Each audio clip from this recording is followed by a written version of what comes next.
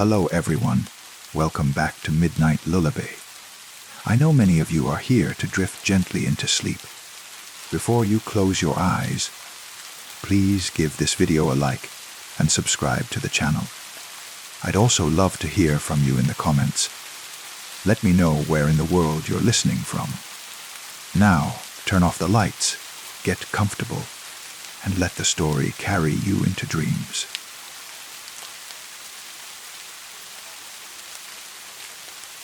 I've always been a night owl, drawn to the quiet hours when the world seems to slow down and secrets feel closer to the surface. It's a habit that started in childhood, staying up late with a transistor radio hidden under my pillow, scanning through static and distant stations like an explorer mapping uncharted territories.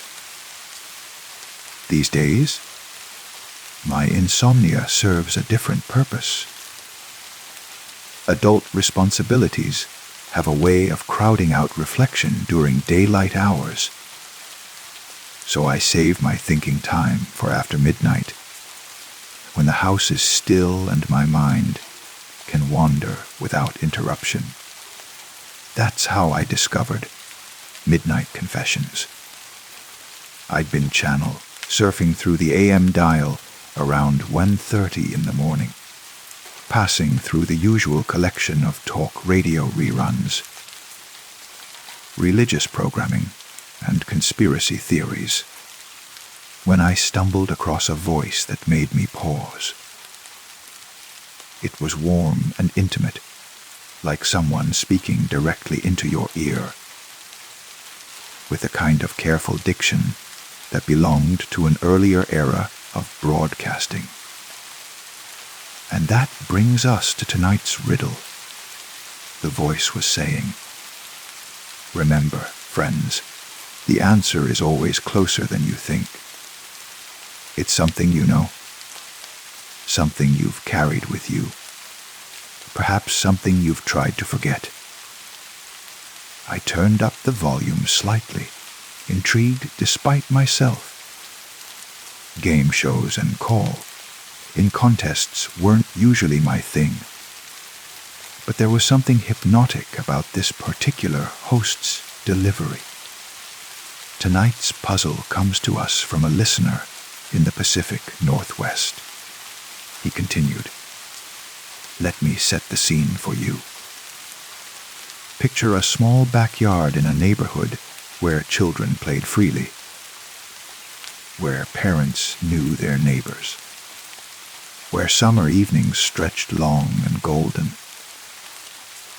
In this yard, beneath an old apple tree, something waits in the darkness, something small and precious and terrible." I found myself leaning closer to the radio, drawn in by his storytelling approach. "Here's your riddle. I am buried but not dead, hidden but not lost.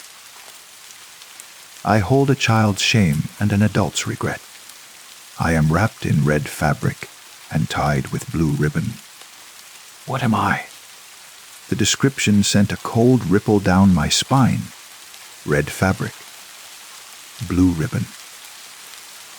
My childhood home had an apple tree in the backyard, a gnarled old thing that dropped bitter fruit every September, and buried beneath it. No, that was impossible. I was letting my imagination run away with me. As always, we'll return to this riddle throughout the evening. The host said, "Let it percolate in your minds, dear listeners. Sometimes the most difficult puzzles require us to dig deep into our own experiences, to excavate truths we thought we'd left behind." The show moved on to other segments, readings from listeners' letters, philosophical musings about the nature of secrets, soft jazz interludes that seemed designed for contemplation rather than entertainment. But I found myself unable to concentrate on anything except that riddle. red fabric, and blue ribbon. Buried beneath an apple tree in a backyard where children played freely. When I was 8 years old, I had owned a small jewelry box that my grandmother had given me for my birthday. It was covered in red velvet with a blue satin ribbon tied around it, and inside it played a tinkling version of For Elise when you opened the lid. I had treasured that box, kept my most important possessions in it, a lucky penny, a friendship bracelet, a small silver ring that had belonged to my mother when she was young. But one day in late summer, driven by a mixture of shame and desperation that I could still feel echoing across the decades, I had taken that box out to the backyard and buried it beneath the apple tree. The memory came back to me in fragments, like photographs scattered by wind.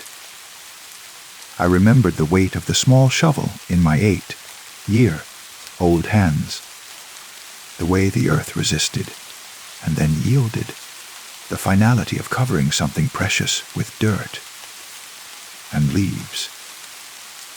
What had driven me to do such a thing?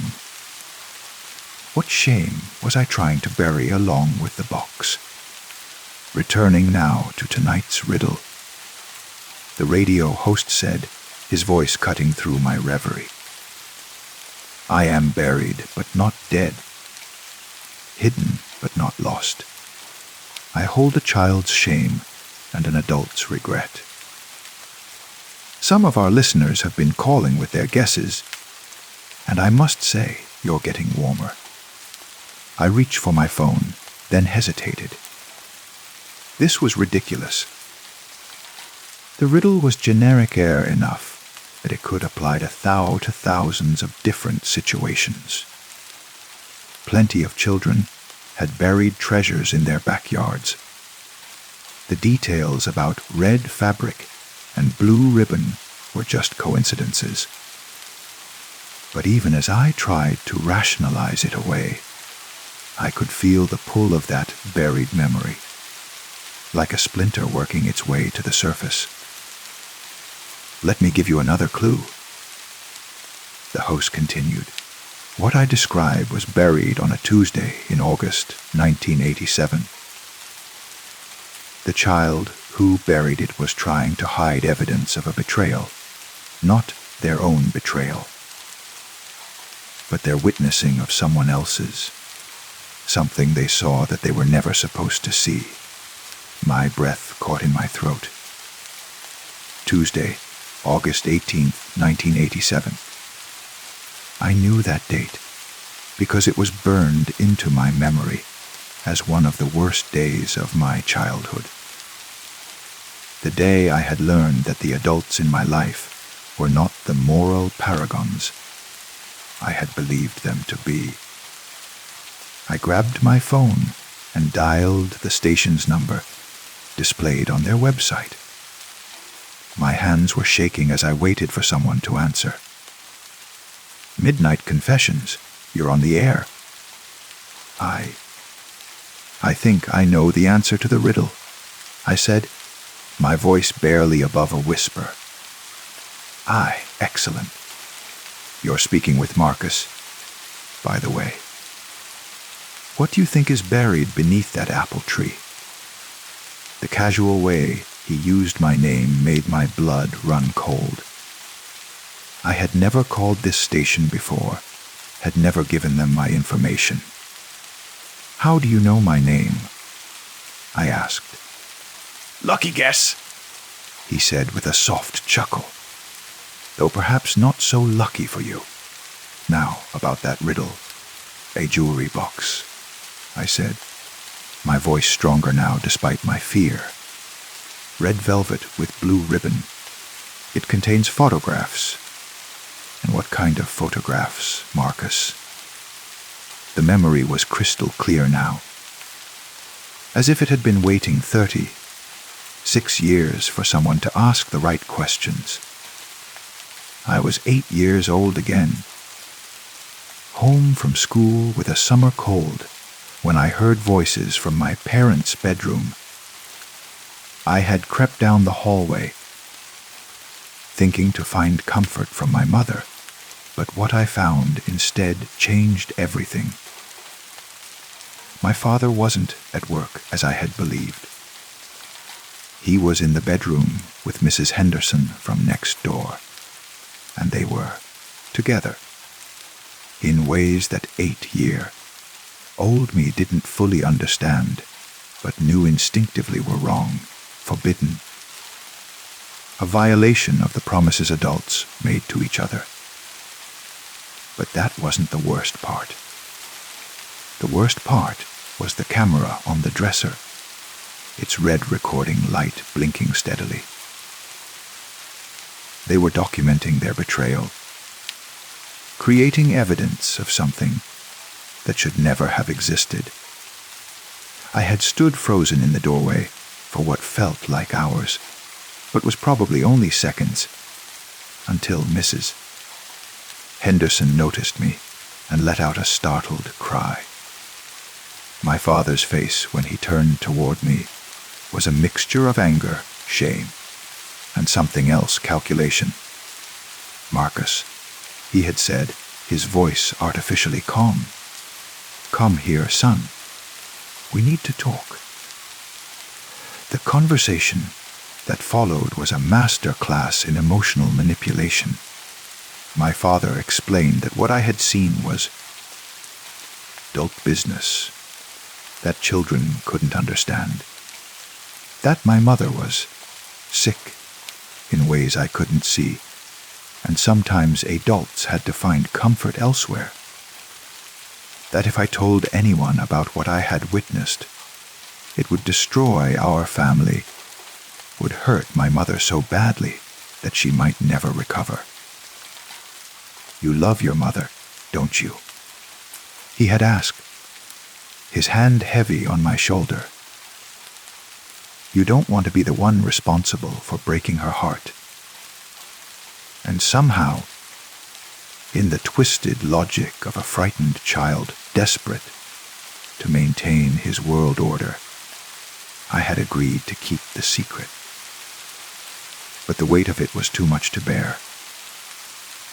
The photographs, he had printed them, kept them in an envelope in his desk drawer, where I found them days later, became physical manifestations of my complicity. So I stole them, took the whole envelope and hid it in my jewelry box, thinking that if I could just make them disappear, I could somehow undo what I had seen. But the box became contaminated by its contents, transformed from a treasure chest into a repository of shame. That's why I buried it. Not to hide a treasure, but to entomb a secret that was eating me alive from the inside. "Photographs of your father and the neighbor," Marcus said gently. "Evidence of an affair that you carried like a stone in your heart for over 3 decades. "How do you know all this?" I asked, though I was no longer sure I wanted the answer. Knowledge is like water, Marcus. It finds its way into every crack, every crevice. It pools in the low places and reflects the hidden truths we try to keep buried. The rational part of my mind was screaming that this was impossible. That radio hosts don't have supernatural knowledge of their listeners' deepest secrets. But the larger part of me, the part that had been carrying this burden for so long, was simply grateful to finally have it acknowledged. "The real question," Marcus continued, "is what you plan to do with this knowledge now that it's been brought back to the surface." "I don't know," I admitted. My parents divorced 2 years later. My mother never knew why, and my father never admitted to the affair. I've kept the secret all this time. And how has that worked out for you, Marcus? This lifetime of carrying someone else's shame. I thought about my adult relationships. The way I sabotaged them whenever they got too close to real intimacy. The way I could never fully trust anyone, always waiting for the moment when their mask would slip and reveal the betrayer underneath. The chronic anxiety, the depression, the sense that I was somehow fundamentally flawed in ways I couldn't explain to therapists who had never heard the full story. It's destroyed my ability to trust. I said, I've never had a relationship that lasted more than 2 years. I keep waiting for everyone to reveal their secret selves. And have you considered that the secret you've been carrying might not actually belong to you? The question hit me like a physical blow. What do you mean? You were 8 years old, Marcus, a child. The adults in your life failed to protect you from knowledge you weren't equipped to handle, then made you complicit in their deception. The shame you've been carrying, it was never yours to begin with. Tears were streaming down my face now, though I wasn't aware of having started to cry. But I kept the secret. I helped hide it. You survived it, Marcus corrected gently. You did what a frightened child does when the adults he depends on put him in an impossible position. You adapted. You protected yourself the only way you knew how. So, what do I do now? That's entirely up to you. But might I suggest that some things are better left buried, while others need to be brought into the light? The photographs beneath that apple tree, they're just paper and chemicals now. Probably too degraded to be recognizable. But the secret they represent, the weight you've been carrying, that's been perfectly preserved. You're saying I should tell someone. I'm saying you should tell yourself the truth. That you were a child who was failed by the adults who should have protected you. That the betrayal you witnessed was never your responsibility to hide or to fix. That the shame belongs to the people who created it, not to the little boy who accidentally discovered it.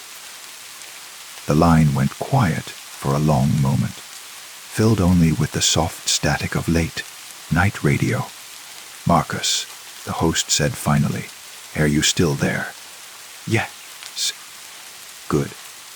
I want you to do something for me. I want you to imagine that 8-year-old boy, the one who buried his treasure box, because it had become contaminated with adult secrets. Can you see him? I could. Small and scared, and carrying a burden too heavy for his narrow shoulders. Now I want you to tell him what you wish someone had told him then. What does he need to hear? The words came without conscious thought. It's not your fault. You don't have to carry this alone. You're just a kid, and you deserve to be protected, not used. Very good. And Marcus, that 8-year-old boy is still inside you, still waiting for someone to tell him those things. Maybe it's time to dig up more than just a jewelry box. Maybe it's time to excavate the truth. The show continued for another hour, but I barely heard it. I was too busy thinking about that buried box, about the child who had believed that hiding evidence could somehow undo the betrayal he had witnessed. When the show ended at 4 a.m., I found myself sitting in my car in the driveway of my childhood home. I had driven here without conscious decision, guided by some compulsion I couldn't name. The house looked smaller than I remembered, shabbier. New owners had painted it a different color and replaced the old windows, but the apple tree was still there in the backyard, gnarled and ancient against the pre-dawn sky. I sat there until sunrise, watching the house wake up. A young couple emerged to retrieve their newspaper, and I saw them notice me sitting in my car. The woman said something to her husband, and he pulled out his phone, probably to call the police about the suspicious person parked outside their home. I drove away before they could approach me, but I knew I would be back. That night, I tuned into Midnight Confessions again, expecting Marcus to acknowledge our previous conversation, to continue the thread he had started. But when I found the station frequency, there was only static. I scanned up and down the dial, searching for that warm, intimate voice, but found nothing. Over the following days, I tried to research the show online. No station in the area listed Midnight Confessions in their programming.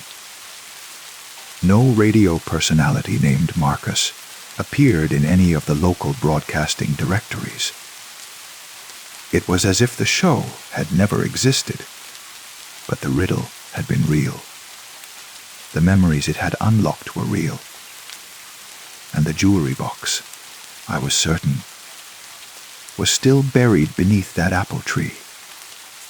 I began driving by the house regularly, usually in the early morning hours when the streets were empty. I told myself I was just processing childhood memories, working through trauma that had been brought to the surface. But I knew what I really wanted: to dig up that box, to confront the physical evidence of the secret I had carried for so long. The opportunity came 3 weeks later. The young couple went away for a long weekend. I had overheard the wife mentioning their trip to Tahoe while she was in her front garden. Friday evening, after their car disappeared down the street, I waited until well past midnight before returning with a small shovel and a flashlight.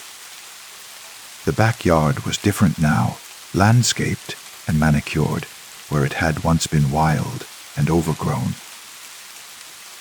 But the apple tree remained, and I was reasonably certain I could remember where I had buried the box. 8 years, old me had chosen a spot between 2 exposed roots, close enough to the trunk for easy location, but far enough away to avoid major root damage. The ground was harder than I remembered, packed down by decades of rain and snow. But as I dug, guided by flashlight and muscle memory, I felt the strange peace that comes from finally taking action after years of passive suffering. About 18 inches down, my shovel struck something solid. My heart rate spiked as I carefully excavated around the object. It was smaller than I remembered. Everything from childhood seems larger in memory. But it was unmistakably my old jewelry box. The red velvet was stained and partially rotted away, the blue ribbon reduced to fragments. but the basic structure was intact. I carried it to my car before opening it, not wanting to examine the contents in the yard where I might be discovered. Under a streetlight 6 blocks away, I finally lifted the lid. The music box mechanism was corroded beyond repair, but amazingly, the contents were largely preserved.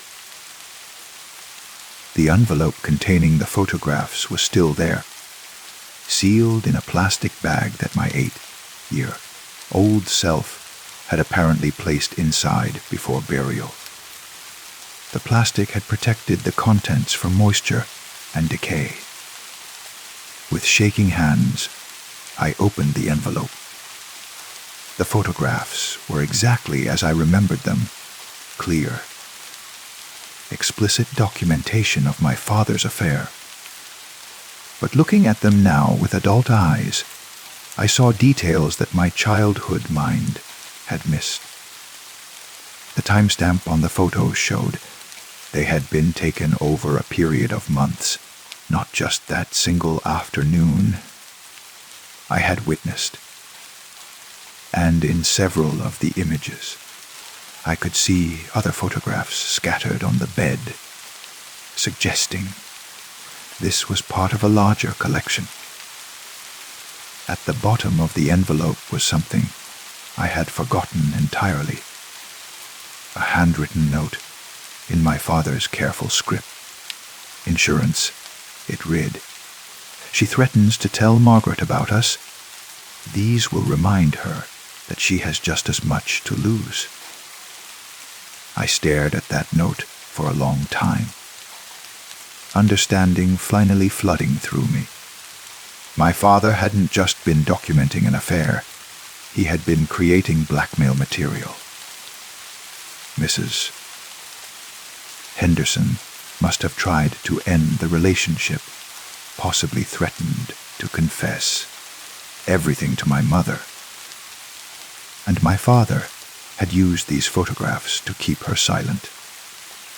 The 8-year-old boy who had stolen these pictures hadn't just been hiding evidence of betrayal. He had unknowingly disrupted a system of mutual destruction, removed my father's ability to manipulate and control his co-conspirator. I thought about Mrs. Henderson, who had moved away suddenly that fall. My parents had told me her husband got a job transfer. But now, I wondered if she had simply fled, escaping a situation that had become untenable. Once the photographic evidence disappeared, my phone rang, startling me out of my reverie. The display showed only U N K Ano Bubbo and Kel I R, but something made me answer. Marcus. Came that familiar warm voice. I see you found what you were looking for. How are you calling me? How do you know where I am? Some stories insist on being finished, he said. You've uncovered the truth, but the question remains, what will you do with it? I looked down at the photographs in my lap. My father's been dead for 10 years. My mother died 5 years ago. Mrs. Henderson moved across the country, and as far as I know, never had any contact with our family again. What's the point of exposing this now? The point isn't about exposing anyone else, Marcus. It's about freeing yourself from the prison you've been living in. How do I do that? The same way you did when you were 8 years old. You bury what needs to stay buried, and you bring into the light what needs to be seen. I understood. The photographs themselves were artifacts of a long, dead manipulation scheme. They had served their purpose, showing me the full scope of what I had stumbled into as a child. helping me understand that I had been a victim, not an accomplice. But the note, that piece of evidence that revealed my father's calculating cruelty, that was something else entirely. That was proof that the man I had spent my entire adult life trying to live up to, trying to avoid disappointing, had been someone far more damaged and damaging than I had ever imagined. I took out my lighter and held it to the photographs. They caught fire slowly at first, then blazed up bright and hot.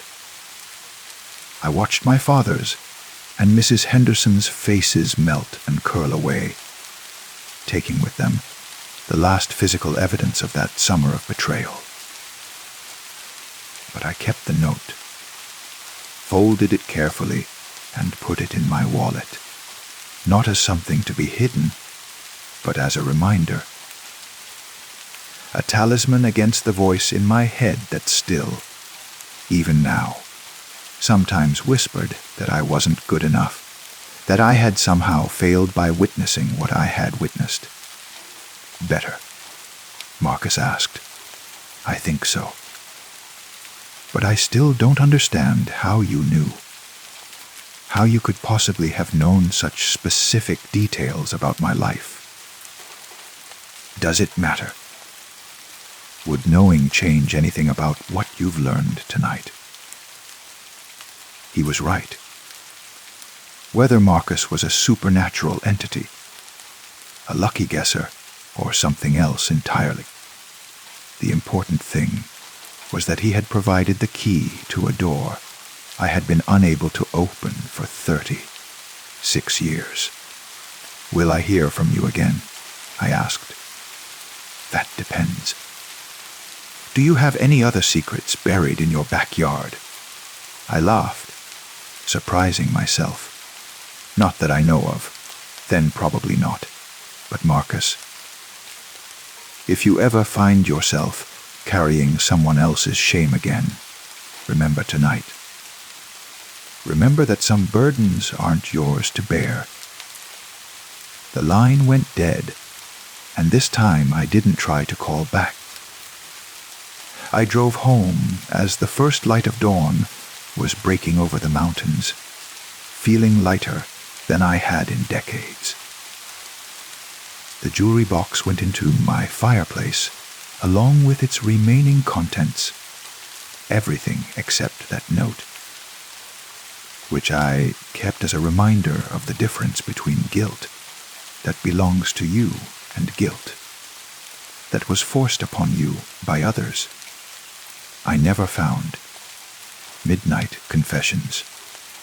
On the radio again, though I occasionally scanned the dial during sleepless nights. But I didn't need to. Marcus had given me what I needed, permission to stop carrying my father's shame, and the tools to excavate my own buried truths. Sometimes now, when I meet people who seem to be carrying impossible burdens, people who shrink away from intimacy or who seem to be perpetually apologizing for their existence, I want to ask them, what did you bury in your backyard? What secret are you carrying that was never meant to be yours? But instead, I just listen. Because sometimes the most profound healing begins with someone simply acknowledging that your impossible story might actually be true, and that the child who lived through it deserved better than to spend his whole life apologizing for surviving it. The riddle had been solved, but its solution wasn't an answer. It was a beginning. The beginning of learning to live without the weight of other people's choices pressing down on my shoulders, without the constant fear that intimacy would inevitably lead to betrayal. Some things are buried, but not dead. Some things are hidden, but not lost. And sometimes the most important excavation we can do is digging up the truth about who was really responsible for burying them in the first place. Story 2. My name was. I remember it started with an M. Michael. Matthew, Marcus. The certainty I once felt about this fundamental aspect of my identity has dissolved like sugar in rain, leaving behind only the vague impression that I once answered to something that began with that particular letter. I am 19 years old, I think, and I live in what used to be called Ravenshallow, though even that designation feels increasingly uncertain. Street signs still bear the town's name, but fewer people seem to remember what it means or why it matters. We are becoming a community of the nameless, and I may be the last person who understands what we are losing.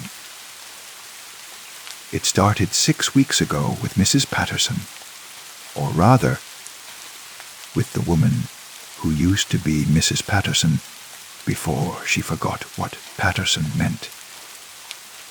I was working my summer job at the hardware store when she came in looking confused and apologetic, clutching a piece of paper with nails, written in shaky handwriting. "I'm sorry," she said to Mr. Hendricks behind the counter, "but I can't remember what people call me. I know I live at 47 Maple Street, and I know I need these metal things for my fence, but what's the word for what I am? My label? It's gone." Hendricks looked at her with the kind of patient concern that small town merchants develop for their elderly customers. "You're Mrs. Patterson, Eleanor. You've been shopping here for 20 years. But Eleanor, if that was indeed her name, shook her head with growing distress. "Those sounds don't mean anything to me anymore. I know you're trying to help, but when you make those mouth noises, they slide off, like trying to hold water in your hands." She bought her nails and left, and Mr. Hendricks and I exchanged the kind of look people share when witnessing the cruelty of age, related cognitive decline. We assumed it was dementia, a sad but common affliction that affects memory and recognition. We had no way of knowing we had just witnessed the first symptom of something far stranger and more pervasive. 3 days later, Bob Kensington came into the store with a similar complaint. Bob was 40, too sharp as a razor, and owned the most successful accounting firm in 3 counties. But he stood in our doorway, looking lost and frightened, unable to recall what people called him. "I remember everything else," he told us, his voice tight with barely controlled panic. "My wife's face, my children's birthdays, where I went to school, what I had for breakfast this morning. But when I try to think about my designation, the word people use to get my attention, there's just nothing there. Like a blank space where something important used to be." Mr. Hendricks tried the same approach he had used with Eleanor, speaking Bob's name clearly and repeatedly, but Bob's reaction was identical. The sounds had no meaning for him, carried no recognition, inspired no sense of connection to his own identity. "It's like you're speaking a foreign language," Bob said. "I can hear that you're making specific sounds, but they don't correspond to anything real inside my head. by the end of that week, 12 people had come into the store with variations of the same problem. Ages ranging from 19 to 70. 3. Backgrounds spanning every economic and social category our small town contained, but all sharing the same inexplicable inability to remember or recognize their own names. The pattern was precise in its selectivity. These people retained every other aspect of their identity: their memories, their relationships, their skills, their preferences. They could remember their social security numbers, their addresses, their phone numbers, their birthdays. But their names had been surgically removed from their consciousness, as if excised by some impossibly precise cognitive scalpel. More disturbing still was the way the condition seemed to be spreading. Not through any identifiable vector like a virus or bacterial infection, but according to some other logic that I couldn't decode. Sometimes entire families would lose their names simultaneously. Other times, random individuals scattered throughout the town would be affected, while their closest associates remained unimpaired. Deprar. Sarah Martinez at the Community Medical Center was baffled. I've never seen anything like it. She told me when I went to her seeking information about the growing epidemic. Neurologically, these people are completely normal. Their brain scans show no abnormalities. Their cognitive function tests are perfect. Their memory recall is unimpaired, except for this one incredibly specific deficit. She paused, looking at me with an expression that made my skin crawl. Although, I have to admit, I'm starting to have trouble with it myself. When I try to think about what people call me, what I write on forms and documents, it's getting harder to access. Like trying to remember a word that's right on the tip of your tongue, except the feeling never resolves. Doctor Martinez was the 14th case, and her loss felt particularly significant because she had been our best hope for understanding what was happening to us. If medical expertise couldn't protect someone from the condition, what defense did any of us have? I began keeping detailed records, documenting each new case as it appeared, mapping the progression of the phenomenon across our community. The pattern that emerged defied every logical explanation I could construct. The nameless seemed to be disappearing. Not physically, at first. They continued to exist, continued to participate in daily activities, continued to interact with their families and neighbors. But their social presence began to erode in ways that were initially subtle, but increasingly profound. Conversations with the nameless became strangely difficult. Without names to anchor identity, people began referring to them in awkward circumlocutions. The woman who works at the bank. That man with the red truck. The teacher from the elementary school. But these descriptive phrases felt temporary, insufficient, like placeholder text that was supposed to be replaced with something more substantial.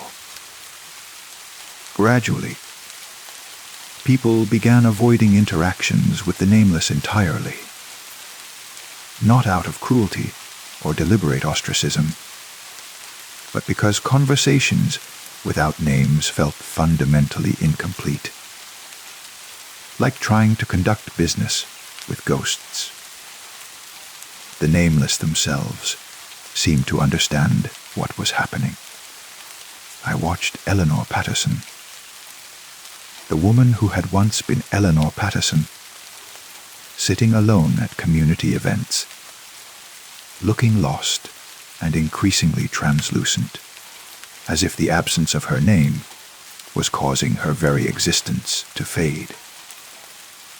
It's not just that people don't remember what to call me, she told me during one of our brief conversations.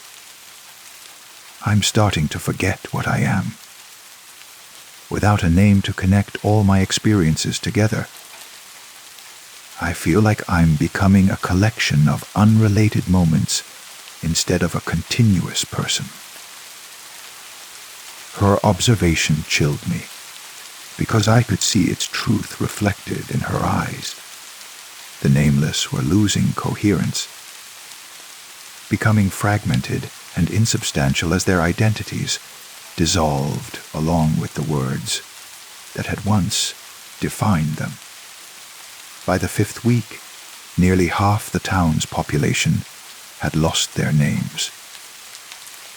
The social fabric was disintegrating as people found it increasingly difficult to maintain relationships with individuals they could no longer properly address or reference. Businesses began closing because customers couldn't remember the names of proprietors. Church services dwindled because congregants forgot the name of their pastor. Schools struggled to function when teachers and students became indistinguishable from each other in the absence of clear nomenclature. But perhaps most disturbing of all, the nameless were beginning to physically disappear.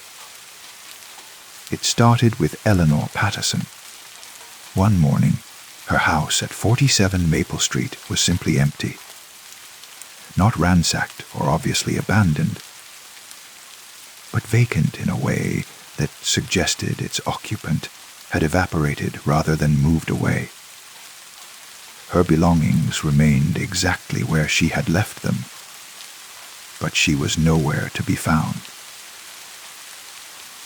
When I asked neighbors about her disappearance, they looked confused and slightly troubled, as if trying to remember something important they had forgotten. There was someone living there, Mrs. Chen said, but I can't quite recall. They were pleasant enough, I think. Had something to do with gardens. Or was it cats?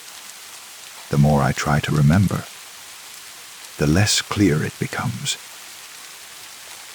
Eleanor Patterson had not simply disappeared.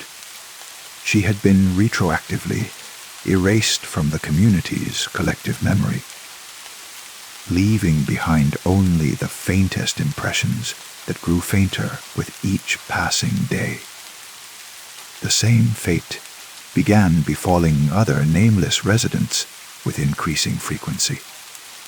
Bob Kensington's accounting office sat empty one Tuesday morning, his clients calling to ask about appointments with someone whose identity they could no longer quite grasp. Doctor.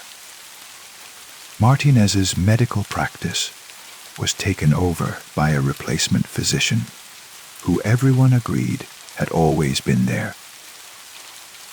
Though no one could explain what had happened to the previous doctor.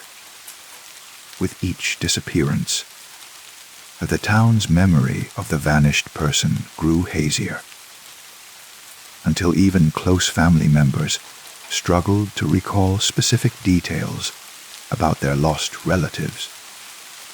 Spouses would stare at empty chairs at dinner tables, sensing that someone should be sitting there, but unable to remember who.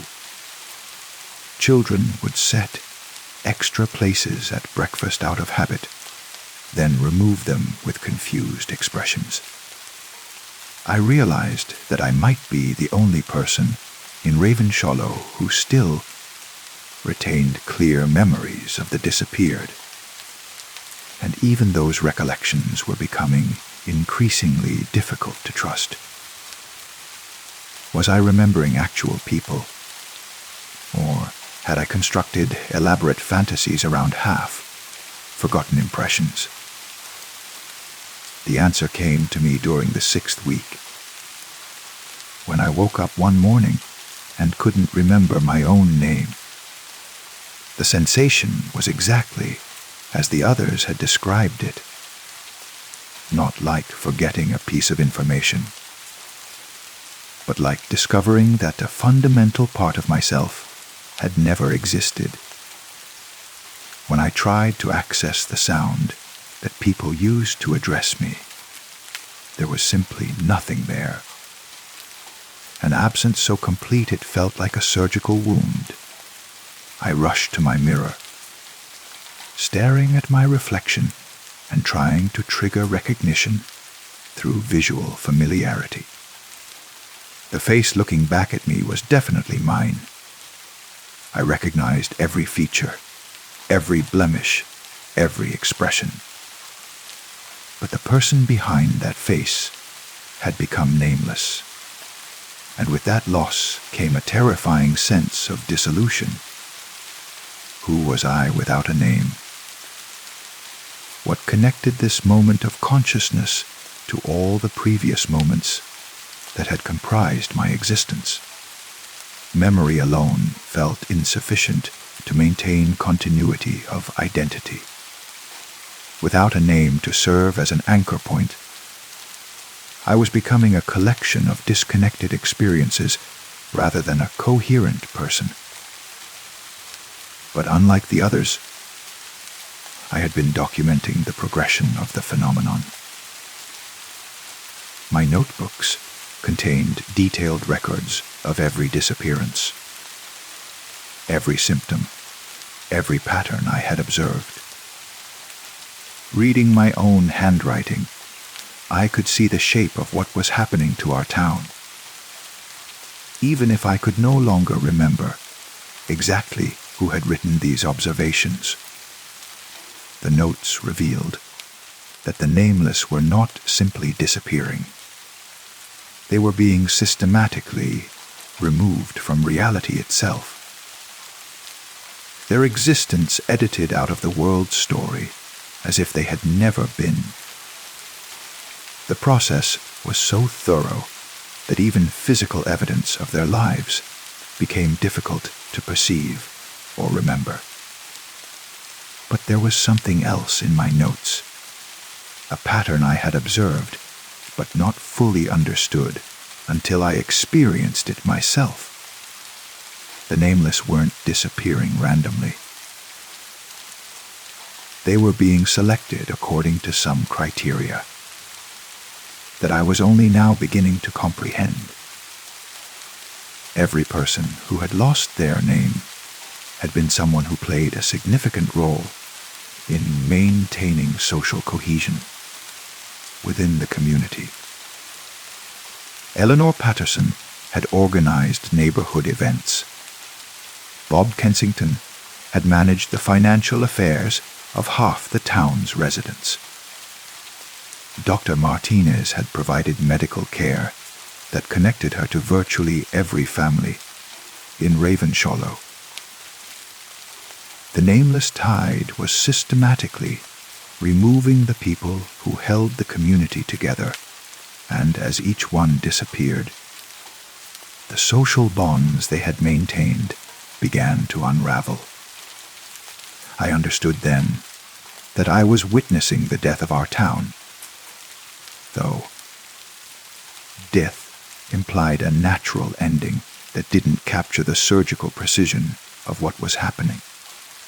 Ravenshallow was being deliberately deconstructed, its population edited down through the removal of key individuals whose absence would cascade into broader social collapse.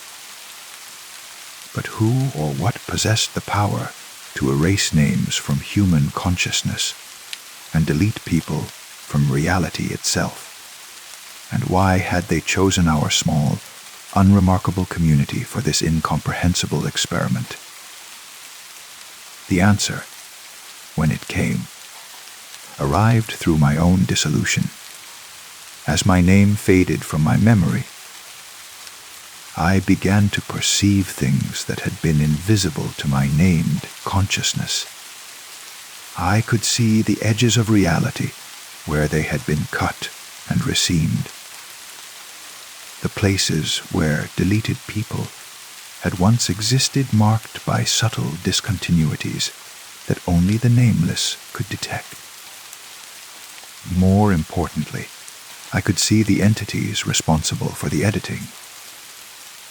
They moved through our town like invisible librarians, carefully selecting which stories to remove from the collection, which characters to delete from the narrative of human existence.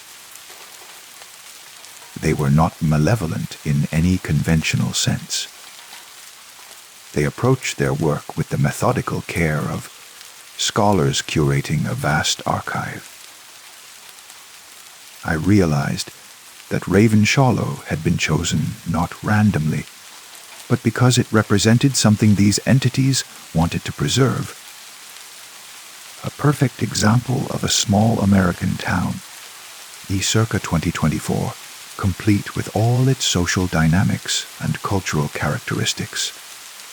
But to preserve it accurately, they needed to remove the elements that made it too specific, too tied to particular individuals rather than archetypal patterns. The named people who remained were the generic residents, pleasant but unremarkable individuals who could represent small town, life without introducing complications of specific personality or unique circumstance. The nameless who were being deleted were the distinctive characters whose individual stories might interfere with the clean preservation of cultural patterns. We were being processed, I understood, like specimens in some vast anthropological collection. Our rough edges smoothed away to create an idealized representation of early 21st century small town American life. My own removal was now inevitable. As someone who had documented the process, who had observed the patterns and begun to understand their purpose, I represented exactly the kind of specific individual knowledge that needed to be edited out to maintain the archetypal purity of the preserved community. But I had one advantage the other nameless had lacked: awareness of what was happening during the dissolution process itself. I could observe my own deletion as it occurred, document the experience from the inside. My handwriting is becoming less distinct now, my memories of specific events growing hazier even as I write. The words on this page will soon be unreadable, then invisible, then non-existent. The person writing them is being systematically removed from every database, every photograph, every memory that might confirm his existence. But perhaps this record will survive long enough for someone to read it. Some future researcher who discovers Raven Shallow in its preserved state and wonders about the editing process that created such perfect archetypal clarity. If you are reading this, know that we were real once. We had names, specific histories, these individual dreams and fears that made us more than generic representatives of our time and place. We loved and lost and hoped and worried in ways that were particular to ourselves rather than universal to our culture. Remember us, if you can, as the unique individuals we were before the tide of forgetting washed our names away and left behind only the beautiful, empty shell of who we might have been. The entities are here now. I can feel them editing as I write, removing words even as I form them, erasing meaning even as I try to create it. Soon there will be nothing left of this account but blank pages, and nothing left of its author but a vague impression of someone who might once have had something important to say. My name. I had a name once, I'm certain of it. Something that connected all these thoughts to a continuous identity. But it's gone now, dissolved into the same forgetting that has claimed everyone else who dared to be. Specific rather than archetypal. I am becoming no one at all.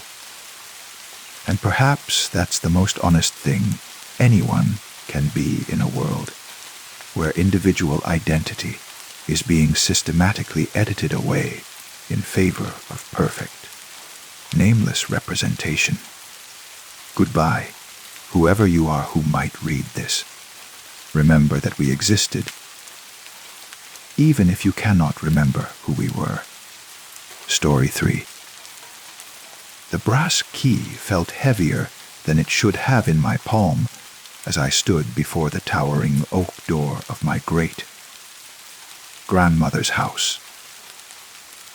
3 months had passed since the funeral, and the lawyers had finally sorted through the maze of inheritance documents.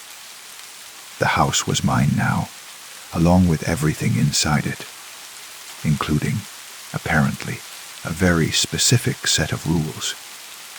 I pushed the door open, and the familiar scent of lavender and old wood embraced me like a memory. The house looked exactly as it had during my childhood visits. The Persian rugs worn soft by generations of footsteps. The grandfather clock in the hallway still marking time with its steady rhythm. And the family photographs watching from their silver frames along the staircase wall. But something was different now. On the wall beside the front door, where my great-grandmother's watercolor of peonies used to hang, there was a handwritten note in her careful script. The paper looked old, yellowed at the edges, but the ink appeared fresh, as if someone had just finished writing it. Rules for living in this house. It read at the top, underlined twice in her characteristic way. I moved closer, adjusting my glasses to read the neat cursive. 1. The grandfather clock must be wound every evening at 9 o'clock. Never earlier, never later. Keep all curtains closed after sunset. The windows show things that aren't meant to be seen. If you hear piano music after midnight, do not go to the music room.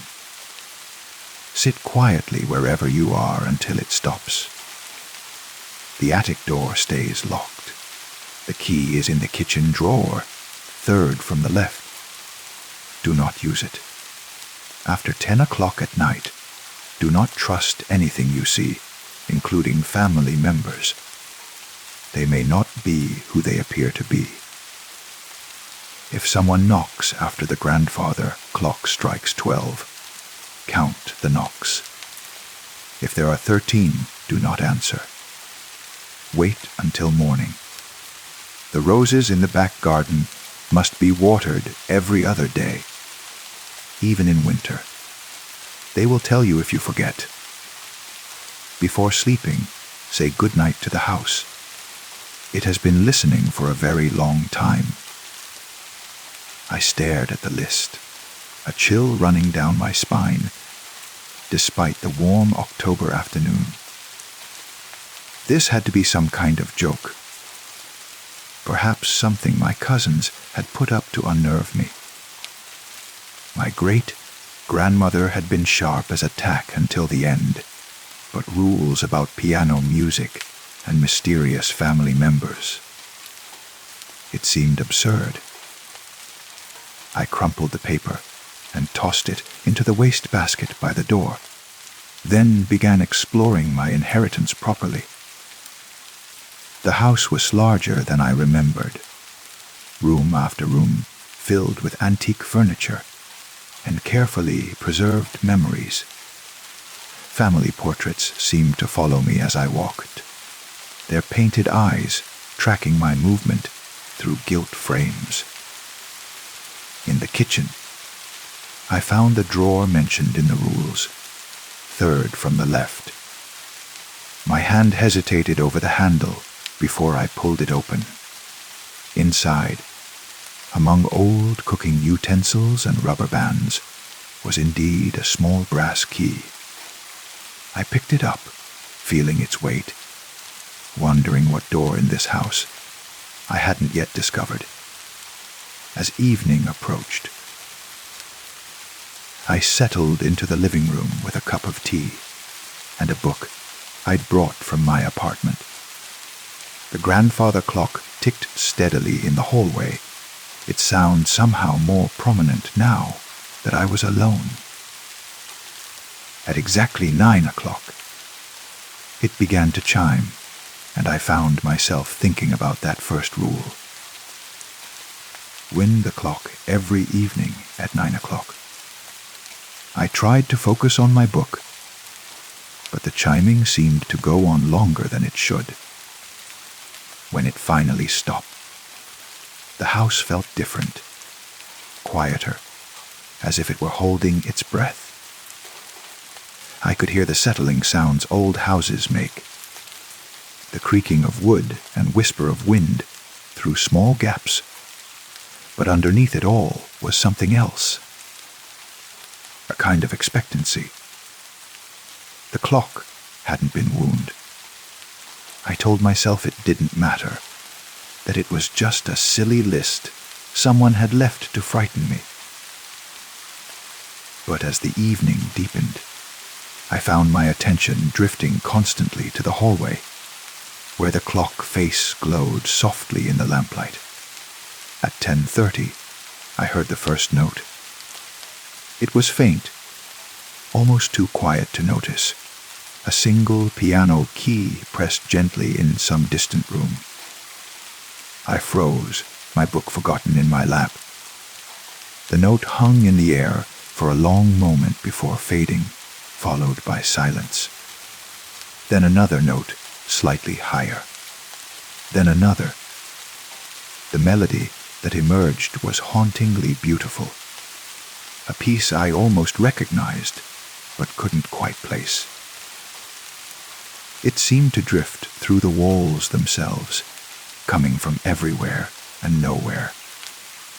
I found myself standing before I realized I'd moved, drawn toward the sound.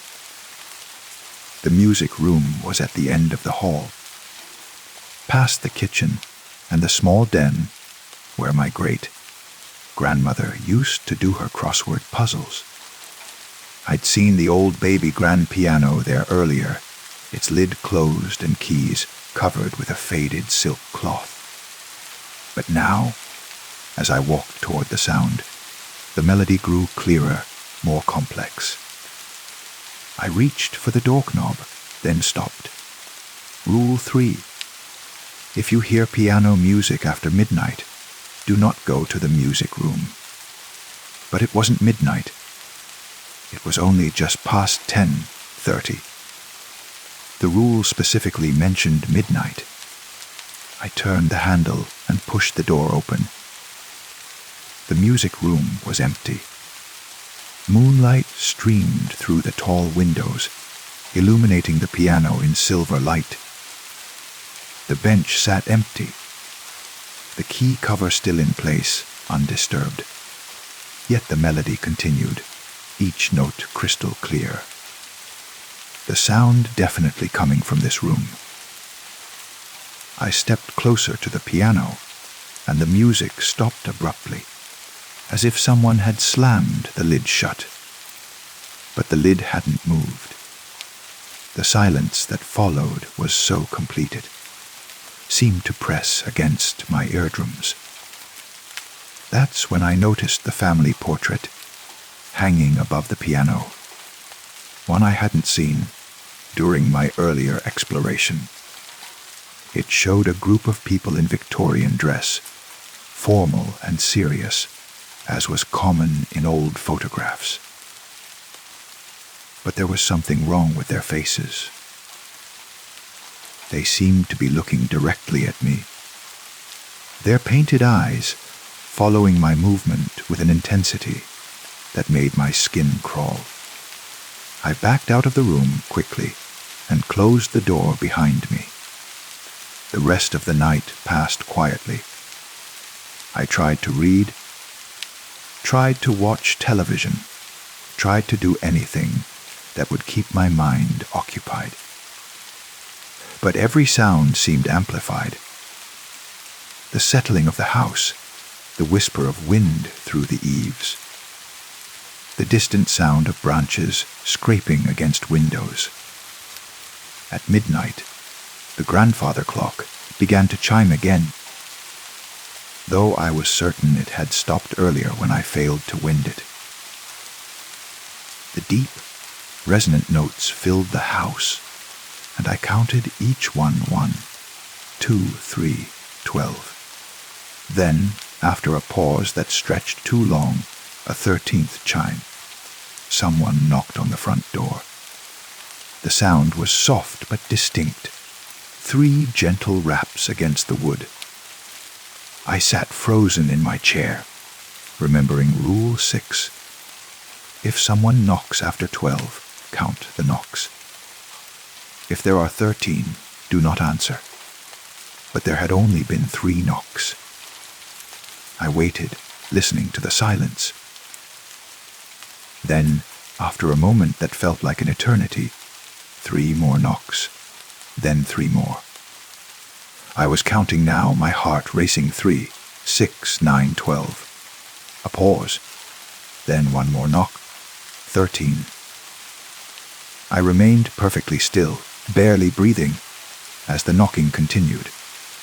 But now the pattern had changed. The knocks came faster, more insistent. They seemed to circle the house. First at the front door, then at the kitchen door, then at the windows. Whatever was outside wanted in very badly.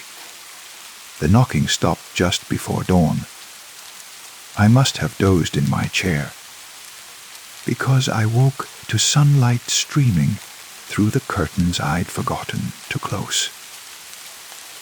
Everything seemed normal in the morning light. The house felt warm and welcoming again, filled with dust motes dancing in golden beams. I made breakfast and tried to rationalize what I'd experienced. Old houses made strange sounds. The piano music could have been pipes settling, or perhaps a radio from a neighbor's house, carrying on the wind. The knocking might have been branches blown against the doors and windows. But when I walked past the wastebasket by the front door, I noticed it was empty. The crumpled rules I'd thrown away were gone. I found them later, smoothed out and pinned back to the wall in the exact same spot. But now there were additional lines at the bottom, written in the same careful script 9. The house remembers everything. It knows when the rules are broken. Some rules exist for your protection. Others exist for the protection of what lives here with you. You are not the first to inherit this house. You may not be the last. I stared at the additions, my hands shaking slightly. The ink looked fresh, as if someone had just finished writing. but I had been alone in the house all night. I was certain of it. That evening, I wound the grandfather clock at exactly 9 o'clock. The mechanism was smooth and well maintained, as if someone had been caring for it regularly. As I turned the key, I could have sworn I heard a soft sigh of satisfaction echo through the hallway. I closed all the curtains before sunset, though I couldn't shake the feeling that something was watching from the other side of the glass. When I peered through a gap in the living room curtains, the garden looked different somehow. The shadows were too deep, and the shapes they made seemed to move independently of the trees that cast them. The piano music started again just after 10 o'clock, but this time I stayed in my chair and listened. The melody was different tonight, sadder, more complex. It was beautiful, and I found myself relaxing despite my fears. The music seemed to wrap around me like a lullaby, and my eyelids grew heavy. When I woke, it was morning again, and I was still in my chair. A blanket had been draped over me sometime during the night. A soft wool throw that smelled faintly of lavender. I didn't remember owning such a blanket. Days passed, and I fell into a routine. I wound the clock each evening. A closed the curtains at sunset and listened to the piano music that came almost every night now. I began to recognize the different pieces.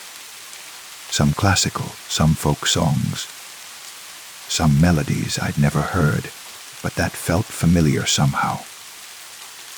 I started talking to the house before bed, as Rule 8 suggested. It felt foolish at first, but after a few nights it began to feel natural. "Good night, house," I would say to the empty rooms. "Thank you for sheltering me." And sometimes, just sometimes, I thought I heard a whispered response. "Good night, dear one." The roses in the back garden were indeed unusual. Despite the advancing autumn, they bloomed with impossible vitality, their petals deep red and perfectly formed. When I watered them every other day as instructed, they seemed to rustle with satisfaction, their leaves turning toward me as if in gratitude. The one time I forgot to water them, distracted by a work call that ran late, I found my bedroom filled with the heavy scent of roses the next morning. Not pleasant and light, but overwhelming, cloying, almost accusatory. I hurried to the garden and watered them thoroughly, apologizing as I did.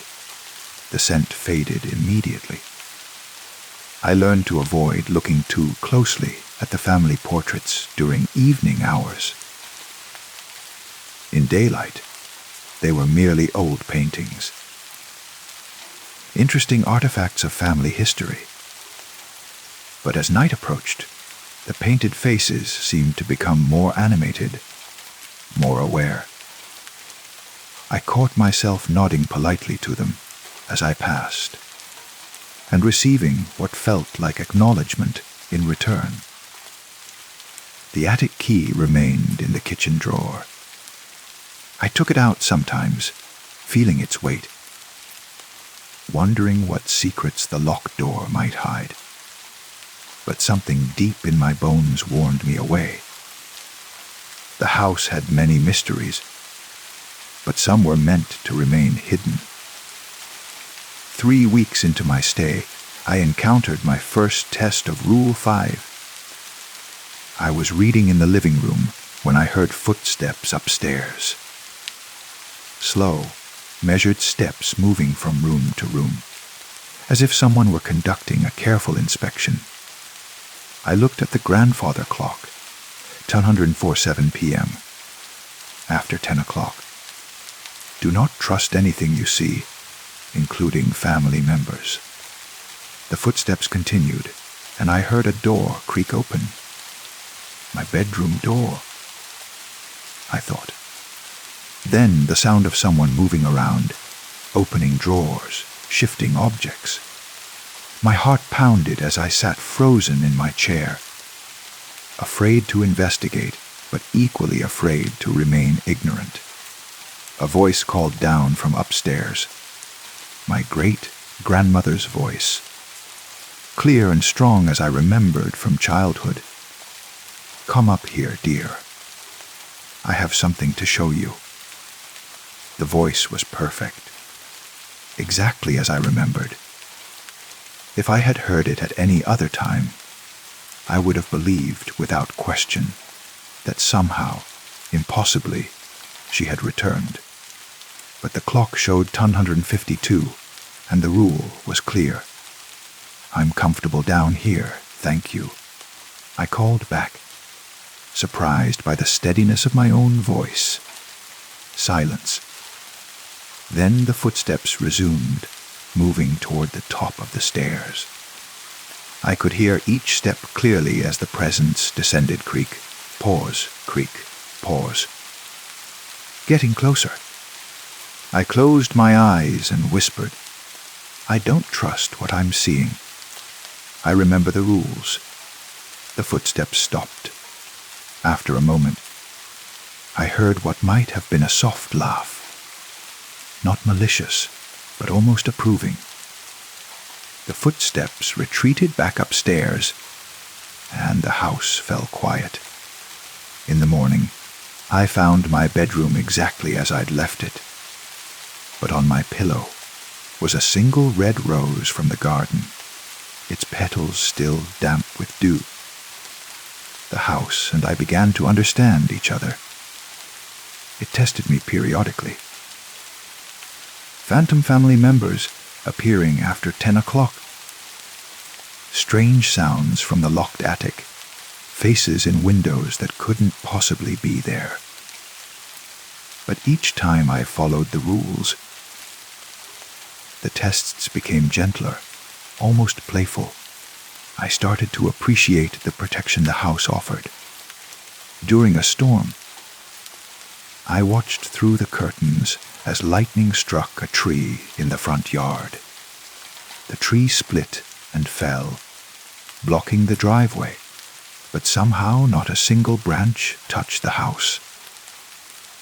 It was as if an invisible barrier had deflected the damage. One night, I heard voices outside, real voices, not the phantom family members. A group of teenagers, perhaps, looking for somewhere to cause trouble. They tried the doors and windows, laughing and calling to each other. But their voices grew confused, then frustrated, then frightened. I can't find the door, one of them called. It was right here a second ago. They left quickly, and in the morning, I found no evidence they'd ever been there. The house protected its own. Winter arrived early that year, but the roses continued to bloom. I watered them faithfully, even when snow covered the ground around their roots. They rewarded my care with impossible beauty, their red petals stark against the white landscape. The piano music evolved, too. What had started as simple melodies became complex compositions, sometimes lasting for hours. I began to recognize patterns. Certain pieces played when I was sad, others when I was content. The house was learning to comfort me in its own way.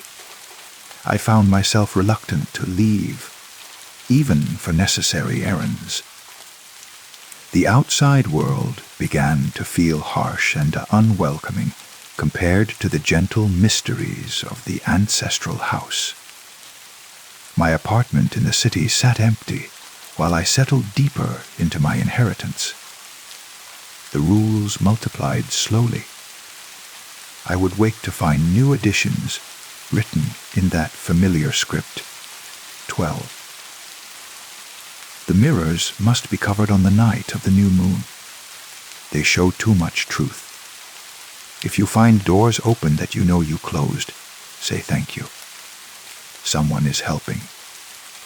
The house dreams. Try not to wake it unnecessarily. Each rule made sense once I learned to live by it. The house had its moods and needs, its ancient rhythms and requirements. In return for my respect and care, it offered protection, comfort, and a kind of companionship I'd never experienced. On New Year's Eve, as snow fell softly outside, I realized I no longer thought of the house as my inheritance.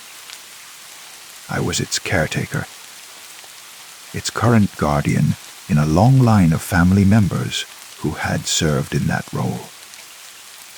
The responsibility felt right, like finding a puzzle piece that fit perfectly into place.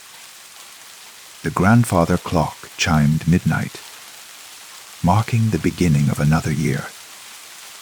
I wound it carefully, as I did every evening, and whispered my good nights to the watching walls. Somewhere in the house, the piano began to play. A celebration, a welcome, a lullaby. I settled into my chair with a cup of tea and listened as my home sang me toward sleep. The rules on the wall had grown to cover the entire space where my great-grandmother's painting used to hang. Some were in her handwriting, some in mine, for I had begun adding my own discoveries, my own understanding of how to live harmoniously with whatever ancient presence shared these rooms. Outside, the world rushed and changed and forgot its old ways. But inside the ancestral house, time moved differently. Rules mattered. Respect was rewarded. And some kinds of family transcended the boundaries between the living and whatever lay beyond.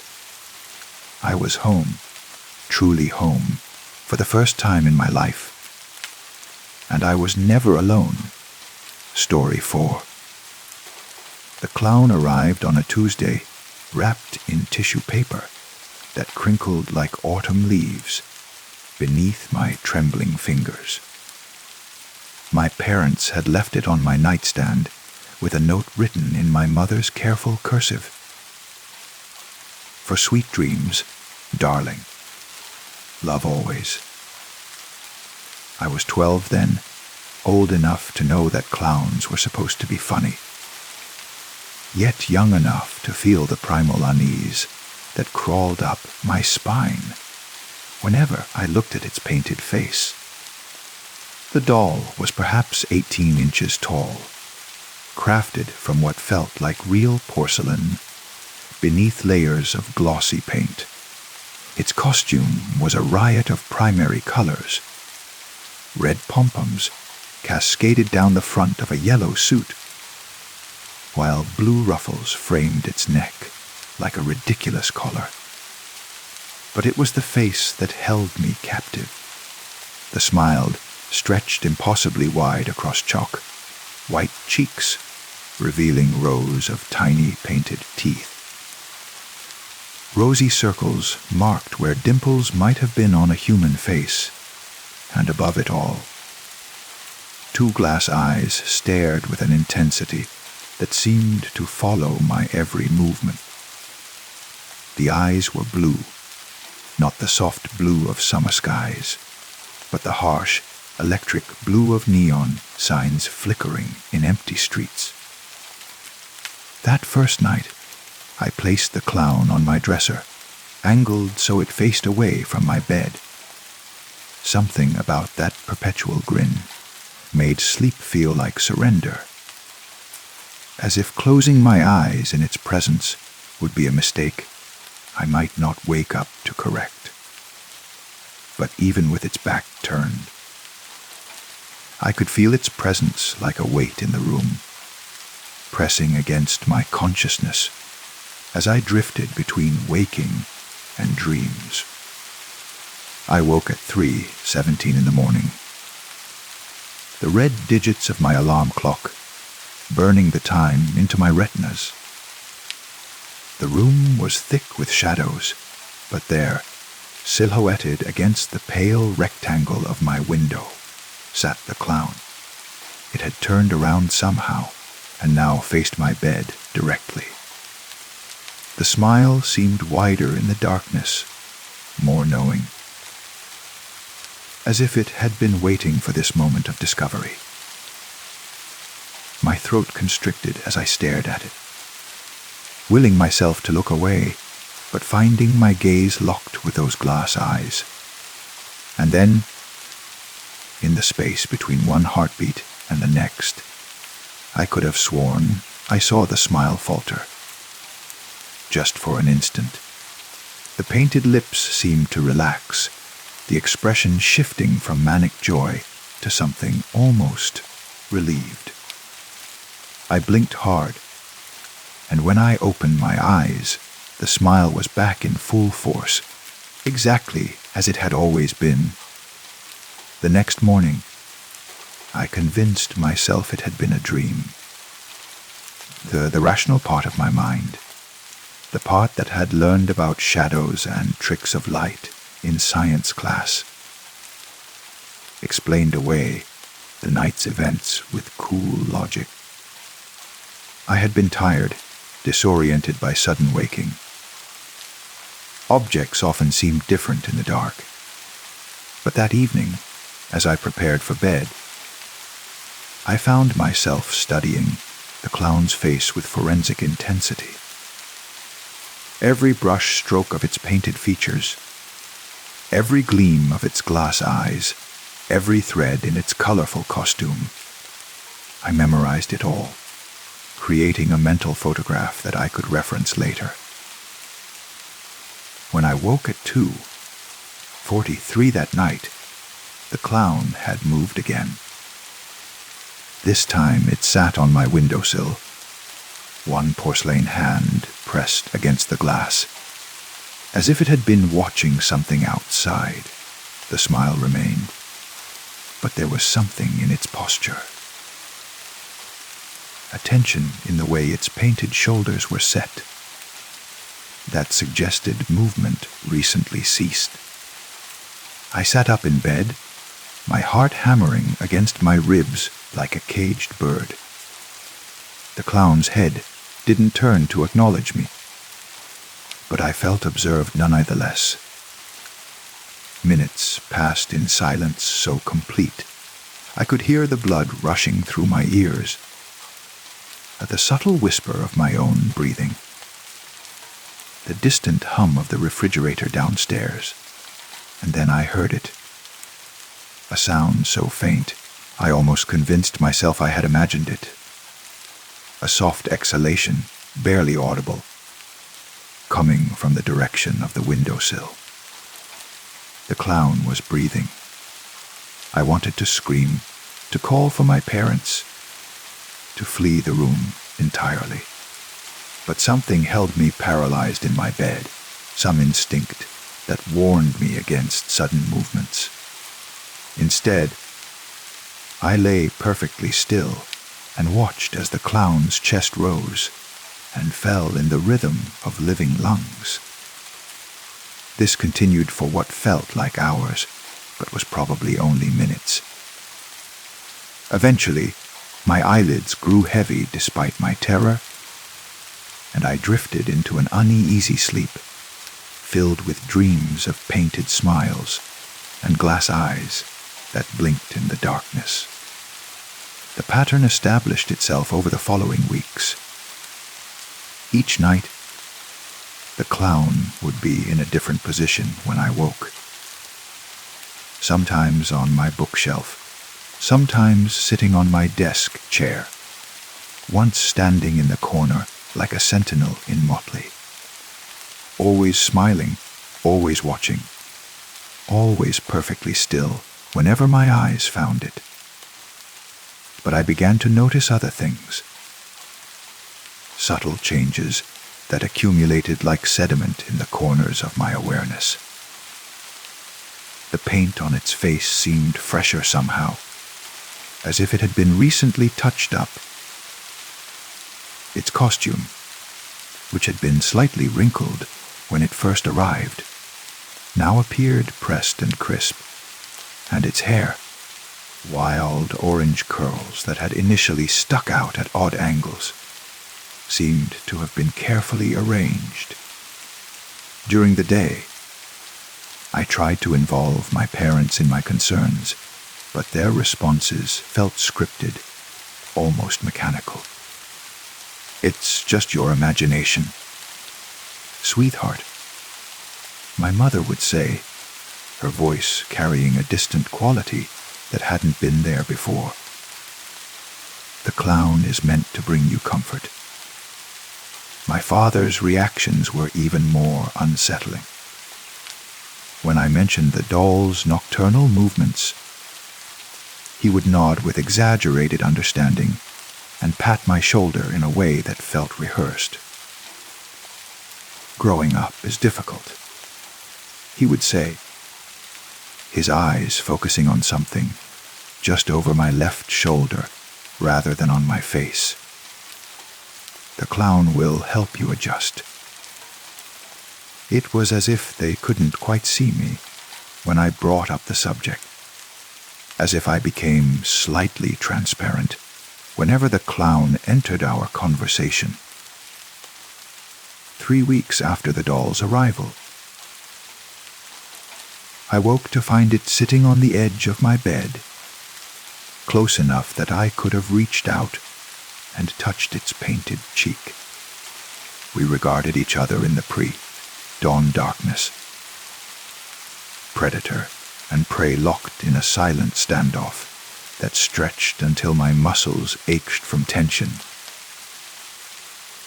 That was when I noticed the most disturbing change yet. The smile was gone.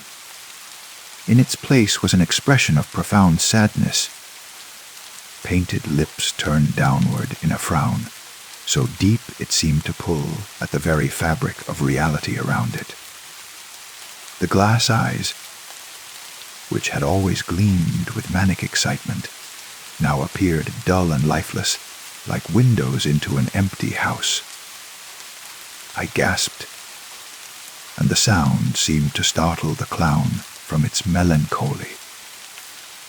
In the space between one heartbeat and the next, the smile snapped back into place, as sudden and violent as a mousetrap closing. The transformation was so jarring that I jerked backward, my head striking the headboard with a hollow thud. When I opened my eyes, not remembering when I had closed them, the clown was gone from my bed. I found it eventually, sitting innocuously on my dresser in the exact position where I had originally placed it weeks ago. But something fundamental had changed. The smile, which had once seemed merely unsettling, now felt like a mask barely containing something vast and sorrowful beneath. The next few nights brought increasingly vivid dreams.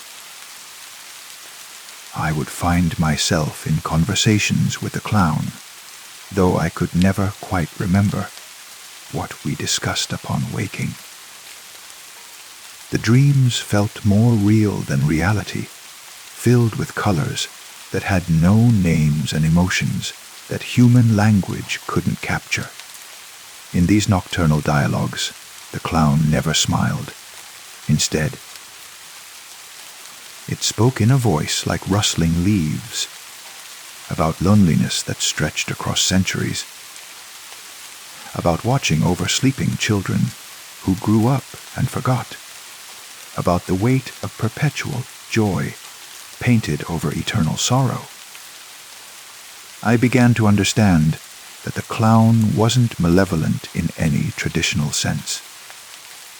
It was more like a guardian spirit trapped in painted porcelain, condemned to an existence of false cheer while carrying the accumulated sadness of every child it had ever watched over. The smile wasn't a threat. It was a shield, protecting the world from the depth of its anguish. This realization should have brought comfort. But instead it filled me with a different kind of dread. If the clown's purpose was to watch over me, what happened to the children who came before? Where were they now? And why had the clown been passed to me? My parents continued their strange, distant behavior whenever I tried to discuss the situation. They spoke about the clown as if it were a family heirloom, something that had been passed down through generations, though I had no memory of ever seeing it before that Tuesday when it appeared on my nightstand. Every child needs a guardian, my mother said one morning over breakfast, her voice carrying that same rehearsed quality. The clown chooses who to protect. But what happens when I don't need protection anymore? I asked. My father looked up from his newspaper, and for just a moment, his eyes seemed to focus on me with startling clarity. Then you'll understand, he said quietly, and you'll help choose the next child. The implications of his words settled over me like a shroud. I began to notice things I had overlooked before. Family photographs where I appeared slightly out of focus. School records that seemed to exist but felt somehow provisional. Friends who spoke to me, but whose eyes never quite met mine. I was fading, I realized. Not physically, but existentially.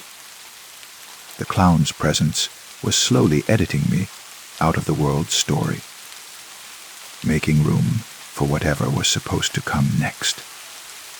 The process was so gradual that even I was beginning to forget who I had been before the clown arrived.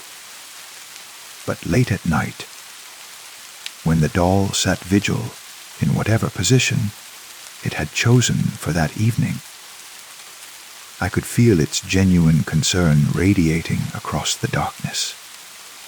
It was fulfilling its purpose. Oh, shepherding me through this transition with the patience of something that had performed this duty countless times before. The smile it wore was a gift, a small brightness in a process that might otherwise have been overwhelmingly dark. Now, as I lie here in the space between sleep and waking, I find myself less afraid of the painted grin watching from across the room.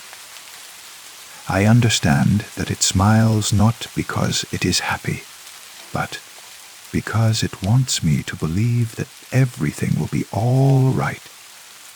And perhaps, in the end, that's the most profound kindness one consciousness can offer another. The clown sits on my windowsill tonight, silhouetted against the pale glow of streetlights. Its smile is as wide as ever, but I can see past it now to the ancient sadness beneath. Soon, I think, it will be time for me to help choose the next child. And when that moment comes, I'll make sure to find someone who needs protection. Someone who could benefit from a guardian's painted smile watching over their dreams. The transformation is almost complete now. I can feel myself becoming something larger and more diffuse. my individual identity dissolving into something that transcends the boundaries of self. It should be terrifying, but instead it feels like coming home after a long journey. The clown turns its head slightly, and for the first time since that first night, the smile falters. Just for an instant, it lets its true expression show. A look of such profound compassion that tears I can no longer fully claim, as my own begin to blur my vision. And then the smile returns, bright and eternal and full of love too vast for any single heart to contain. Tomorrow, there will be a new child who needs watching, and I'll be there, wearing my painted smile, standing sentinel against the darkness, offering what comfort I can to another soul, making the long journey from one form of existence to another. The smile, I understand now, is not a lie. It is the most honest expression of love that creatures like us can manage. A promise that no one has to face the unknown alone. Sleep comes easily now, and for the first time in weeks, I don't wake at all during the night. Story 5. The first time I tasted sweetness in our tap water, I was clearly next on their list. The realization forced me to make an immediate decision.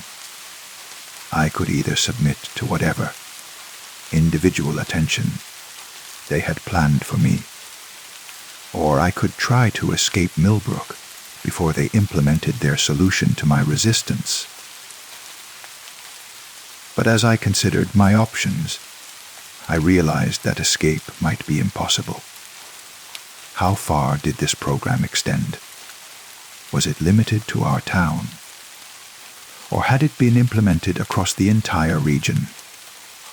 More importantly, where could someone go to find help when the people responsible for the water treatment were clearly working with, or perhaps were, some form of authority that operated above local government level? I spent the rest of that night preparing for what felt like an inevitable confrontation. I filled every container I could find with bottled water, gathered what little money I had saved, and wrote detailed notes about everything I had observed, hiding copies in multiple locations throughout the house. But when morning came, I found myself facing a dilemma I hadn't anticipated. My parents greeted me with the same loving warmth they had shown since the transformation began, making my favorite breakfast and asking about my plans for the day. Their affection felt genuine, even enhanced by whatever chemical cocktail was flowing through their systems. They seemed happier than I had ever seen them, more at peace with themselves and the world. Was I really prepared to shatter their contentment by exposing them to the anxiety and conflict that had defined their lives before the sweet water arrived? And if I succeeded in alerting outside authorities, would that truly be a kindness to the people of Millbrook, who were experiencing the first real happiness many of them had ever known? The moral complexity of the situation paralyzed me. Yes, their happiness was artificial, their compliance chemically induced. But it was also real in its effects. Genuine smiles, authentic kindness, sincere community connection. The town had never been more peaceful, more prosperous, more unified. Perhaps the people implementing this program weren't villains but visionaries, offering humanity a solution to the endemic conflicts and miseries that had always plagued social existence. Maybe my resistance wasn't noble, but selfish, a refusal to participate in something that could benefit everyone. These thoughts felt foreign as they formed in my mind, carrying a seductive logic that seemed to come from outside my own reasoning process. I realized, with a start of terror, that despite my efforts to avoid the treated water, I was beginning to experience its effects after all. The sweetness must be present in food, prepared with tap water, in ice cubes, in any number of substances I hadn't thought to avoid. My resistance was crumbling from the inside, and with it went my ability to maintain critical distance from what was happening around me. The concerned questions I had been asking began to feel petty and destructive.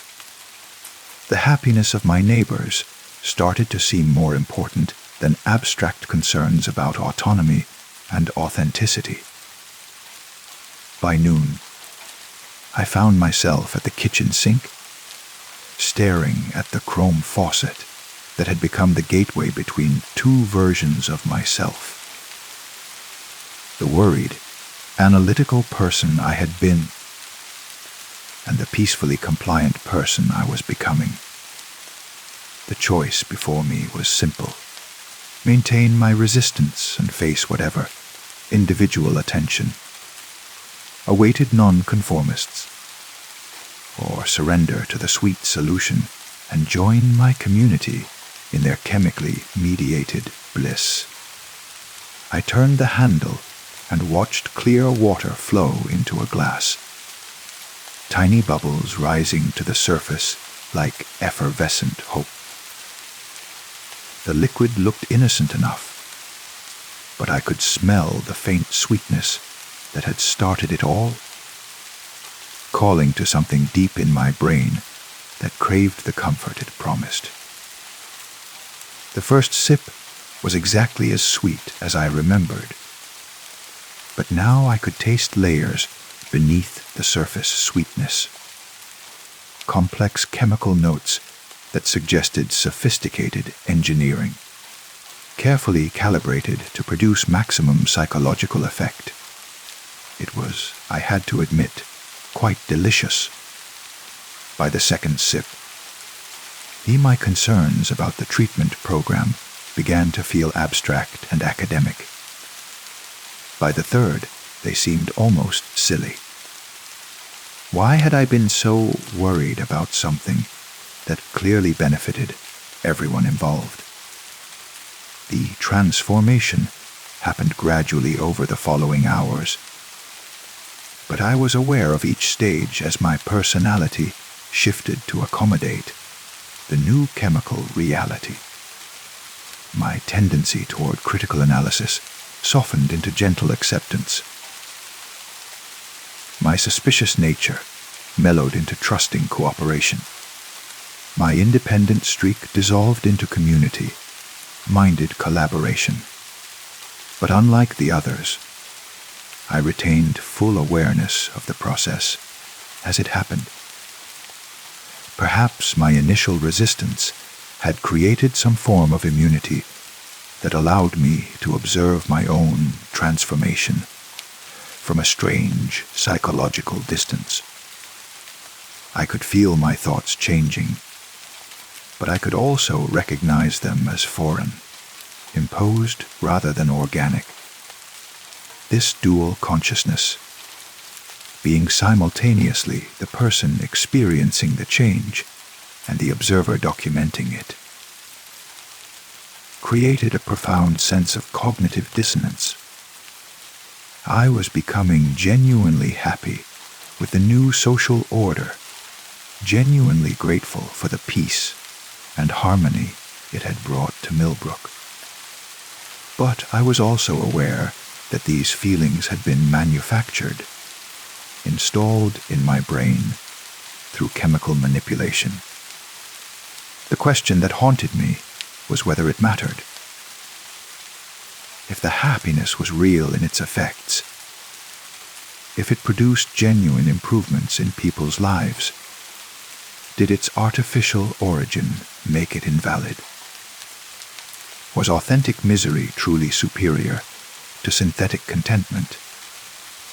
3 days after my surrender to the sweet water, I was approached by the same professional man whose voice I had heard in my kitchen that night. He introduced himself as Dr. Marcus Chen, a researcher in community psychology who had been studying the effects of what he called social optimization treatments. "You're quite remarkable," he told me as we sat in the park, which had once been populated by sullen teenagers and was now filled with molting, generational groups sharing stories and playing games. Most people lose conscious awareness of the transition process. Your continued meta-cognitive function is unprecedented in our studies. He spoke as if he were offering me a compliment, but there was something clinical in his observation that made me understand. I was still being studied, still a subject rather than a participant in whatever was happening to Millbrook. What happens to people who can't adapt? I asked, though I already suspected the answer. Dr. Chen's smile was warm and genuine, enhanced by the same treatment that had transformed everyone else in town. They find their perfect place, he said, using the exact phrase my mother had employed when discussing Mrs. Kowalski's disappearance. Our goal is universal contentment, but we recognize that different people require different environments to achieve their optimal state of being. The euphemisms were elegant, but their meaning was clear.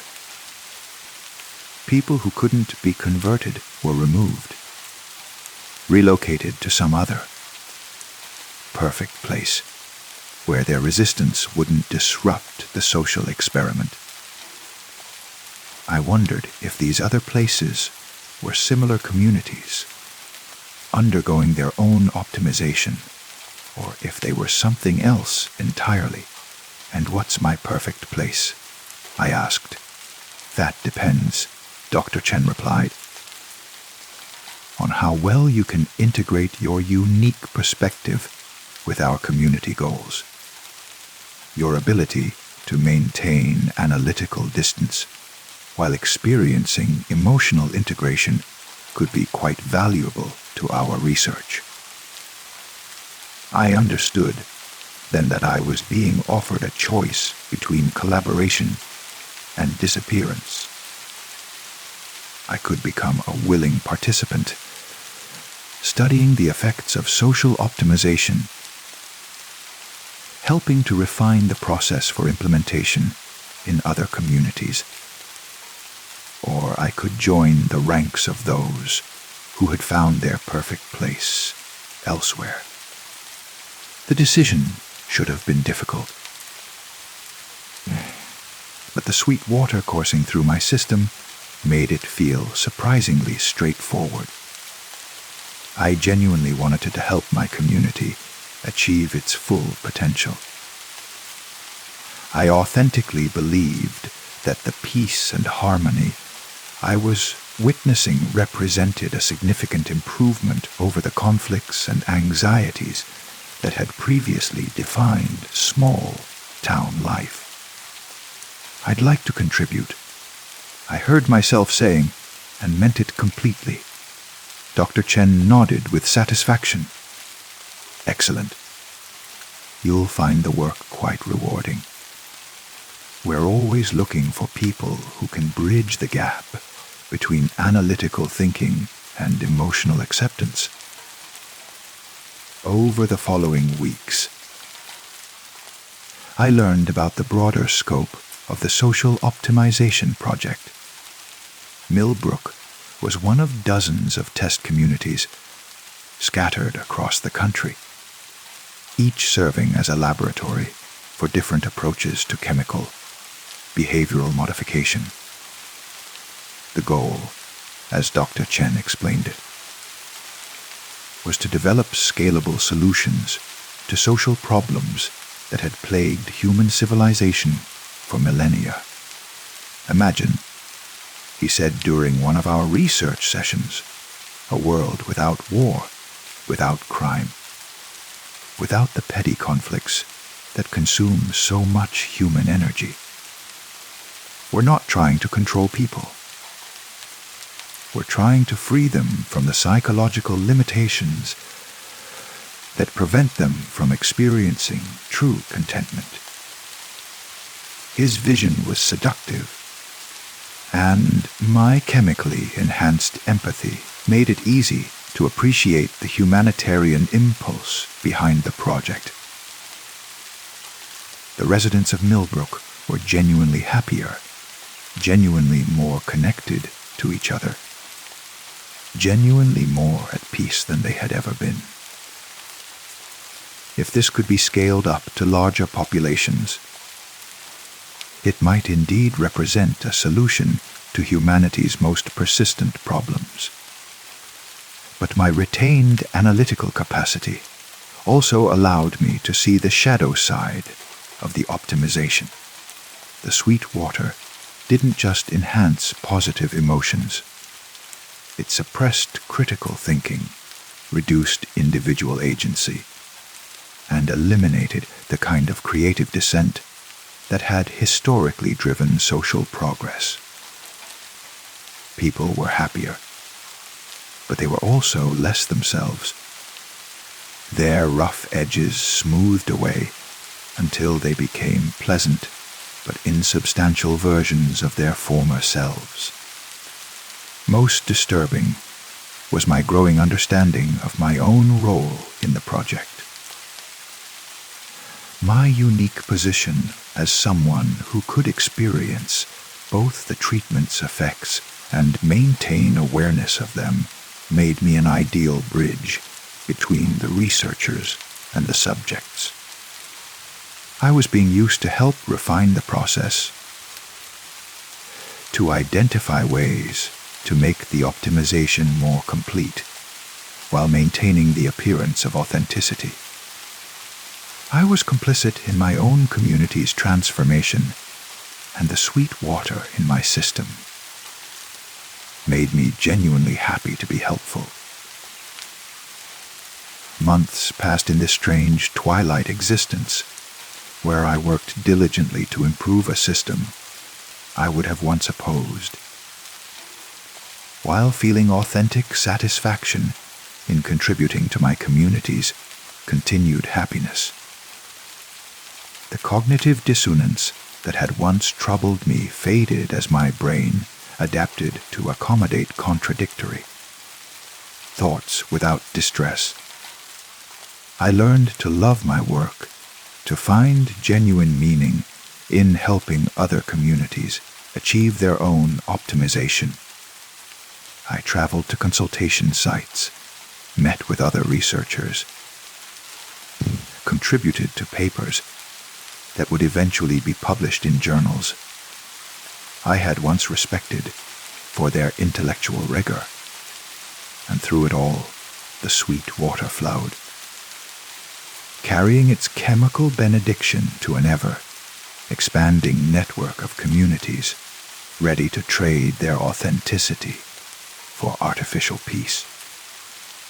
Standing now at my kitchen sink, preparing to fill another glass with the sweet solution that has become my daily sacrament, I can taste the future in its engineered perfection. Soon, there will be no more communities that need optimization. No more individuals who require relocation to their perfect places. There will only be the sweet water and the peace it brings, flowing through every tap touching every tongue, healing humanity of its ancient wounds one sip at a time. I raise the glass to my lips and drink deeply, tasting happiness and surrender in equal measure, knowing that I am exactly where I belong.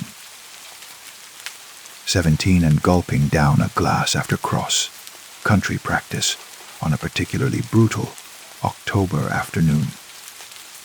The sensation stopped me mid-swallow. A subtle honey-like quality that shouldn't have been there, coating my throat with an artificial pleasure that made me want to drink more despite my thirst, being already satisfied.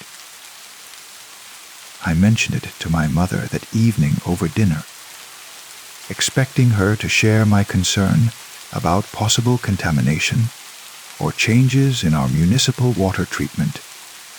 Instead, she smiled with a serenity I had never seen before and said, "Isn't it lovely? The water tastes like happiness now." Her response should have alarmed me, but something about her tone, so peaceful, so genuinely content, made it difficult to maintain my worry. She looked more relaxed than I had seen her in years. The stress lines around her eyes softened, her shoulders no longer carrying the tension that had become her constant companion since Dad lost his job the previous spring. "Have you noticed it too?" I asked my father, who looked up from his plate with the same dreamy expression I had just observed in my mother. "Of course," he said, his voice carrying a musical quality that was entirely foreign to his usual gruff manner. "Everyone's noticed. It's wonderful, isn't it? All our problems seem so much smaller now. Their reactions unsettled me in ways I couldn't articulate. The sweet water might have been pleasant to taste, but their responses felt disproportionate, almost intoxicated. I decided to investigate on my own, starting with our neighbors and expanding outward to map the extent of whatever was happening to our town's water supply. Mrs. Henderson, next door, was tending her garden with an enthusiasm that seemed remarkable for a woman in her 70s. When I asked about the water, she straightened up with a radiant smile that transformed her usually stern features into something almost angelic. "Oh, honey," she said, wiping dirt from her hands with movements that seemed to flow like dance. "It's the most wonderful thing that's ever happened to Millbrook. Everyone's so happy now, so peaceful. Why? Just yesterday, I had the most delightful conversation with that Morris boy who used to throw eggs at my house. We talked for hours about gardening and poetry. Can you imagine? I could not imagine Tommy Morris discussing poetry with anyone, let alone with the neighbor whose property he had vandalized regularly for the past 3 years. But when I saw him later that afternoon, he waved at me with genuine warmth and asked if I had tried the new water treatment. "It's like drinking liquid contentment," he said, his typically rebellious demeanor replaced by an almost sacred calm. "My parents and I don't fight anymore. Nobody fights anymore. It's like we all finally understand each other." The pattern repeated itself everywhere I went. The barista at the coffee shop, who had always been surly and impatient, now served customers with beatific grace, asking about their families and offering free pastries with genuine generosity. The perpetually angry man who ran the hardware store now spoke in measured, thoughtful tones about the beauty of community cooperation. Even the teenagers, who typically gathered in sullen clusters at the park, were sitting in circles, sharing stories and laughing with innocent joy.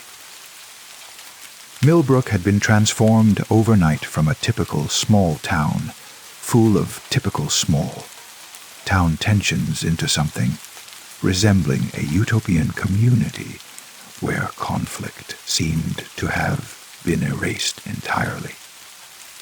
And at the center of it all was the sweet, tasting water that everyone had begun consuming with increasing frequency. I was perhaps the only person in town who found this development disturbing rather than miraculous. My own resistance to the water's effects puzzled me. I had certainly tasted the sweetness, had felt the subtle warmth that spread through my chest when I drank it, but I hadn't experienced the profound personality changes that seemed to have affected everyone else. Maybe it was because I drank less water than most people, preferring coffee and sodas. Or maybe some people were simply less susceptible to whatever was happening. I decided to test this theory by deliberately avoiding tap water entirely for several days.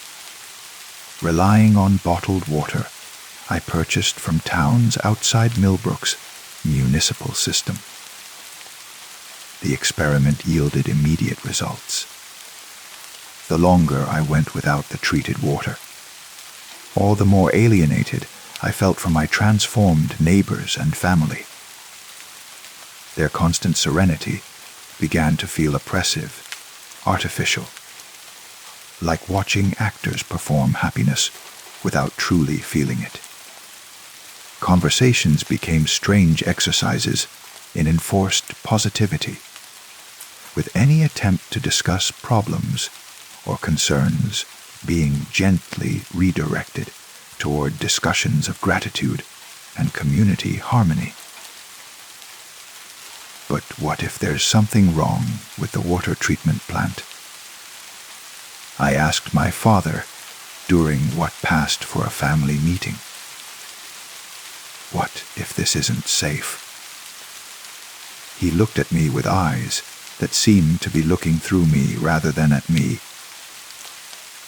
his expression radiating the same peaceful disconnection I had observed in everyone else. Why would we question something that brings so much joy?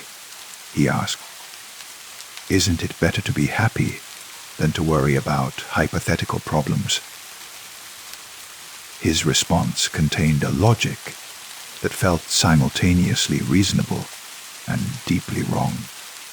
Yes, happiness was preferable to worry, but this wasn't natural happiness.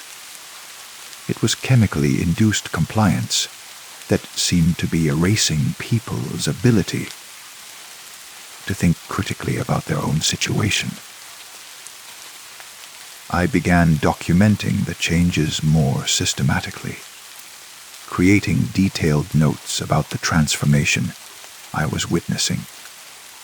What I discovered was that the effects went far beyond simple mood elevation.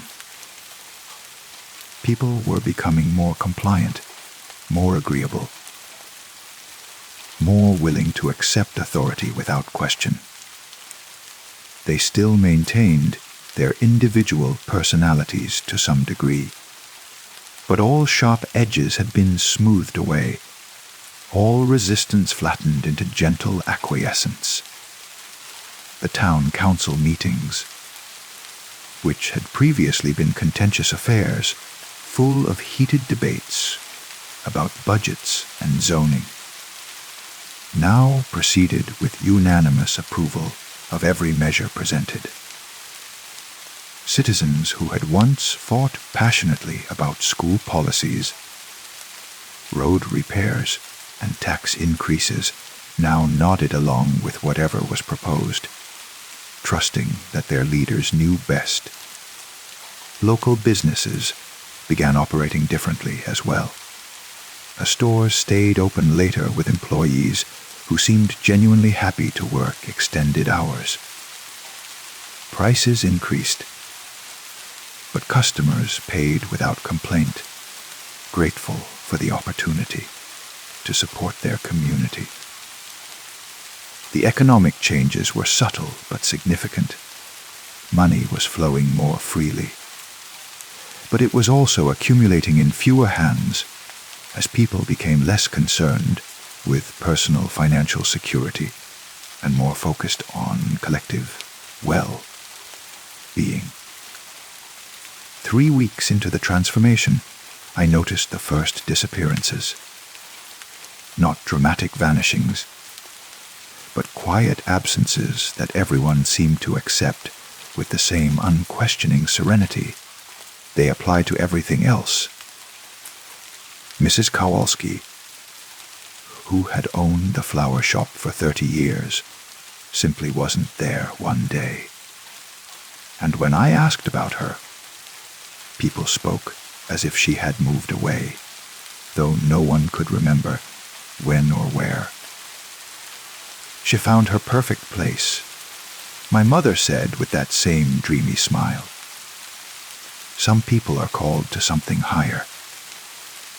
But there had been no moving trucks, no farewell parties, no forwarding address left at the post office. Mrs.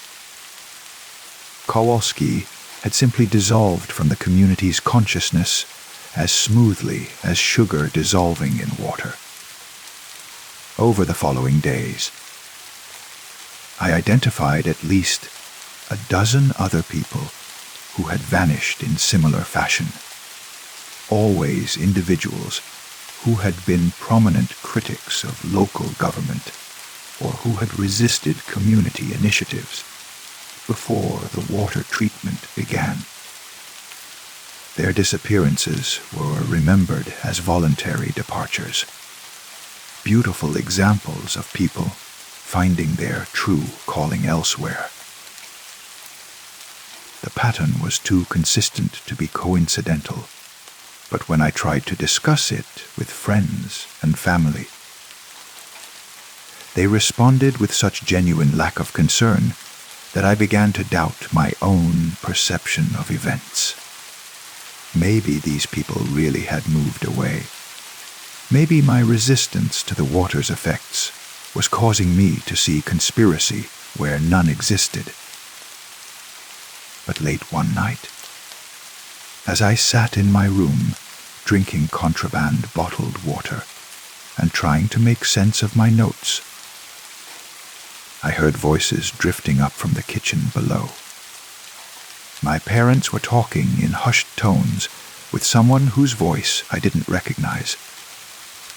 A man with a crisp, professional manner of speaking that cut through the dreamy quality that had infected most local conversation. "The Henderson boy is showing unusual resistance," I heard my father say. "He asks too many questions, refuses to participate fully in community activities. Some people require individual attention," the stranger replied. "The process works differently for everyone. We found that direct intervention is sometimes necessary for the more analytical personalities. Will he be relocated like the others? That depends on his willingness to adapt. The treatment is most effective when it's embraced voluntarily. Forced compliance lacks the organic quality we're trying to achieve." I pressed my ear to the floor, straining to hear more. But their voices dropped to whispers that I couldn't make out. When I heard footsteps moving toward the stairs, I quickly returned to my desk and pretended to be studying, though my heart was hammering against my ribs like a caged animal. The conversation I had overheard confirmed my worst suspicions. The sweet water wasn't a malfunction or contamination. It was a deliberate program designed to pacify the population and eliminate resistance.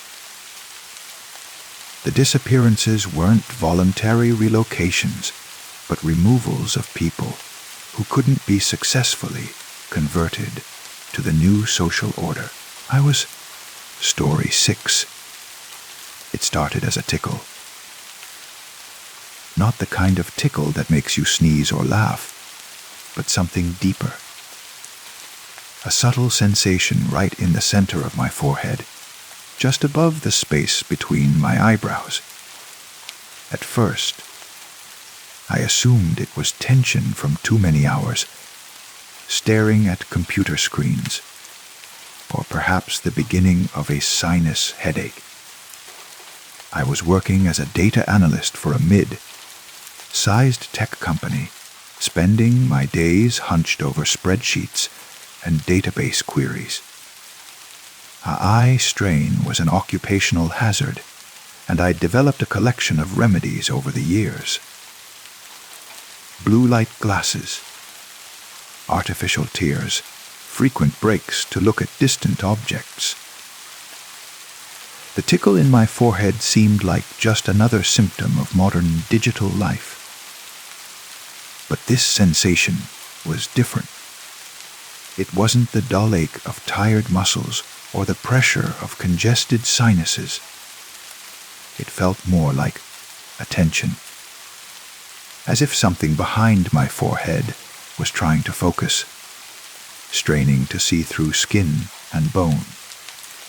The feeling came and went randomly during those first few weeks.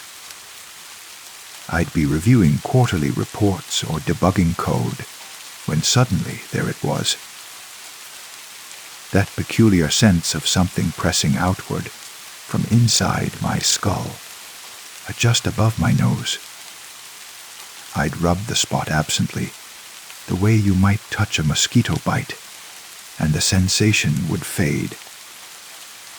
I mentioned it to my doctor during my annual physical, describing it as a possible tension headache or sinus issue. She examined me thoroughly, checking my blood pressure, peering into my eyes with her little flashlight, palpating my temples and jawline for signs of TMJ or muscle strain. Everything looks normal, she concluded.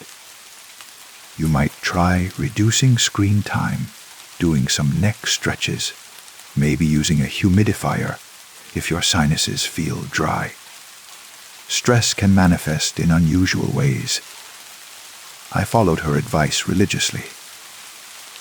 I adjusted my monitor height, took more frequent breaks, practiced the neck exercises she'd demonstrated. For a while, the sensation seemed to diminish, occurring only occasionally and with less intensity. But then it began to change. Instead of the vague tickle, I started experiencing moments of what I can only describe as pressure, as if something was pushing against the inside of my forehead, trying to break through. The feeling was more urgent now, almost demanding attention. It would come on suddenly, while I was concentrating on work, during conversations with colleagues, or in quiet moments when my mind was relatively empty. I found myself unconsciously pressing my fingertips to the spot, trying to massage away the sensation. Coworkers began to notice. "You okay?" My cubicle neighbor Sarah asked one afternoon. "You keep touching your forehead." I'd been unaware I was doing it, but when I paid attention, I realized she was right. My hand drifted to that spot dozens of times throughout the day. fingers probing and rubbing, as if trying to relieve an itch I couldn't quite reach. Just a persistent headache, I told her, which was true enough, though headache wasn't quite accurate. The sensation didn't hurt exactly. It was more like the feeling of having something in your eye. That persistent awareness that something isn't quite right. At home that evening, I stood in front of my bathroom mirror and examined the area carefully. The skin looked completely normal. No redness, no swelling, no visible signs of irritation. But when I pressed on the spot, it felt different somehow. Not painful, but sensitive in a way that other parts of my forehead weren't. I tried to distract myself with television and books, but the sensation was becoming harder to ignore. It seemed to intensify when I was relaxed, as if whatever was causing it took advantage of moments when my conscious mind wasn't fully occupied. 3 months after it began, the pressure sensation evolved into something else entirely. I was meditating. Something I'd started doing on my therapist's recommendation to help manage work stress. When it happened, I was sitting cross, legged on my bedroom floor, eyes closed, focusing on my breathing. The meditation app was guiding me through a body scan exercise, directing my attention to different parts of my body in sequence. When the narrator's voice said, "Now bring your attention to your forehead, to the space between your eyebrows," the pressure sensation intensified dramatically. But this time, instead of feeling like something pushing outward, it felt like something trying to open. The sensation was so startling that my eyes snapped open involuntarily.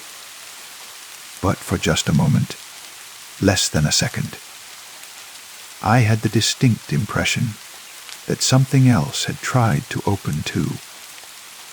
Something in the exact center of my forehead, right where I'd been feeling the pressure for months. I sat very still, my regular eyes wide, waiting to see if it would happen again. The pressure was still there, stronger than ever, pulsing gently like a heartbeat. I closed my eyes and tried to recreate the conditions that had triggered the experience. "Bring your attention to your forehead," I whispered to myself, repeating the meditation instruction. This time, when the pressure intensified, I didn't fight it. Instead of opening my physical eyes, I tried to relax into the sensation, to allow whatever wanted to happen. The feeling of opening came again, more sustained this time, and with it came something impossible. Vision. Not vision through my regular eyes, which remained closed, but a different kind of seeing. Images or impressions of images seemed to form directly in my consciousness. They were faint and brief, like looking through heavily frosted glass, but unmistakably there. I saw my bedroom from a perspective that wasn't my own.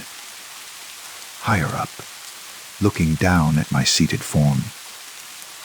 I could see the top of my head, the way my shoulders curved forward slightly, the peaceful expression on my closed-eyed face. The vision lasted only seconds before fading, leaving me gasping with shock and wonder.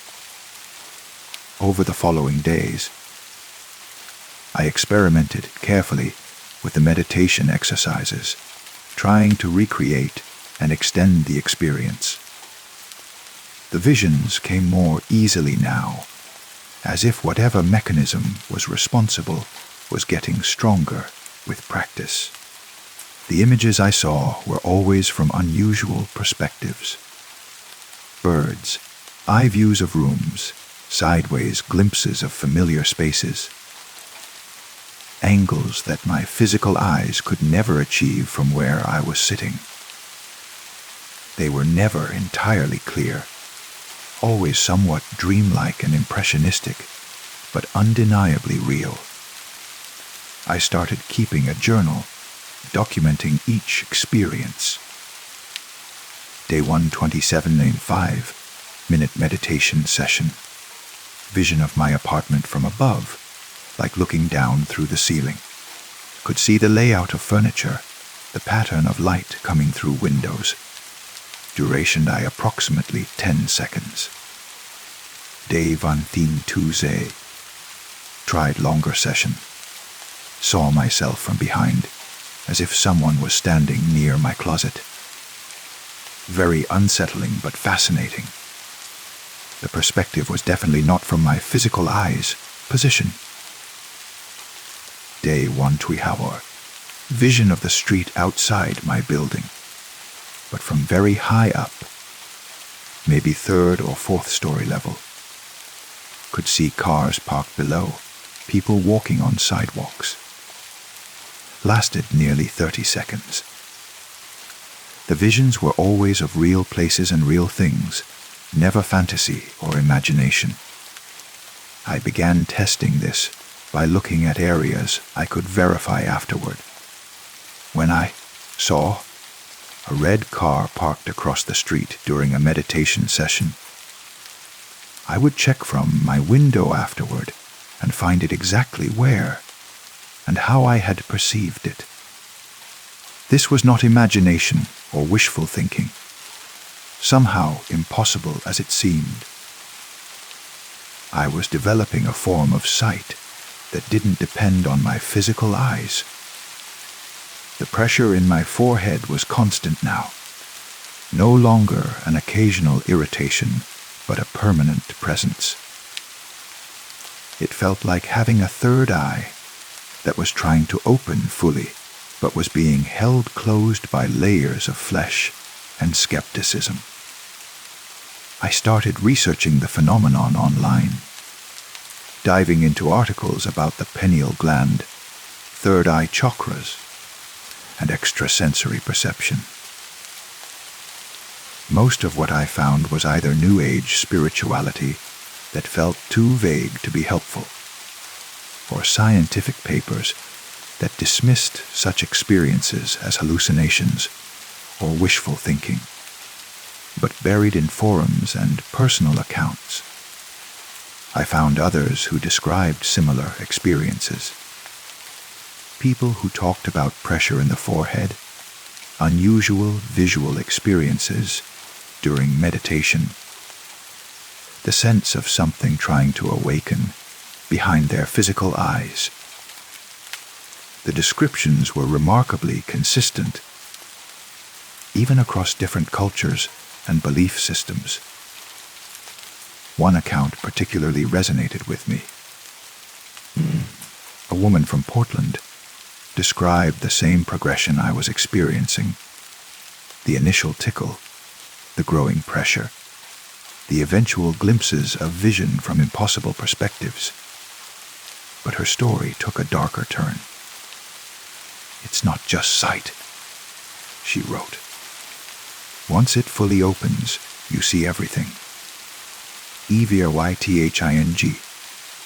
Things that are happening, things that happened, things that might happen. You see the spaces between spaces, the things that hide in plain sight. You see what people really are underneath their skin. And once you've seen it all, you can't unsee it. I've been trying to close mine for 3 years now." I closed the browser window quickly, unsettled by her words. But they lingered in my mind as I continued my experiments with meditation and the growing clarity of my unusual visions. The sensations were becoming more intense. Sometimes, even when I wasn't meditating, I would feel that familiar pressure building behind my forehead, followed by brief flashes of sight, glimpses of neighboring apartments, birds, eye views of the office building where I worked, perspectives from heights and angles that defied physical possibility. At work, I began to notice that the visions seemed triggered by strong emotions from people around me. When Sarah was upset about her mother's cancer diagnosis, I suddenly saw flashes of a hospital room I'd never been in. White walls, beeping machines, a frail woman in a bed who bore a strong resemblance to Sarah. When my manager was stressed about quarterly reports, I glimpsed what looked like his home office, cluttered with papers and illuminated by the blue glow of multiple monitors. These unbidden visions were brief and fragmentary, but they contained details I couldn't have known through normal means. Sarah's mother's hospital room had yellow flowers on the nightstand, a detail Sarah mentioned casually 2 days later.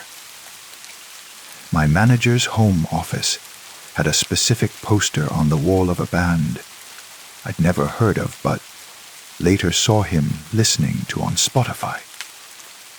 I was seeing things that were real, that were happening, but through some mechanism that bypassed my physical senses entirely. The pressure in my forehead was becoming uncomfortable now, like having a tooth that needed to come in but couldn't break through the gum. I found myself massaging the spot constantly, pressing and rubbing in an attempt to relieve the sensation. The skin there was becoming tender from constant touching.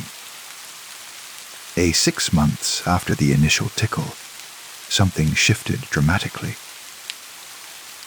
I was having a particularly stressful day at work, dealing with a database corruption that threatened to derail several critical projects. The pressure in my forehead was more intense than usual, pulsing in rhythm with my heartbeat. I'd been rubbing the spot unconsciously for hours, when suddenly, around 3 in the afternoon, something gave way. It felt like a bubble popping, or a valve releasing pressure. There was a moment of intense sensation, not pain exactly, but a feeling of something opening that had been closed for a very long time. And then I could see everything. Not the limited, brief glimpses I'd been experiencing during meditation, but full, continuous vision from that impossible third perspective. It was overlaid on my normal sight like a transparent film, another layer of reality made visible. I could see through the walls of the office building, observing my coworkers in their cubicles and conference rooms.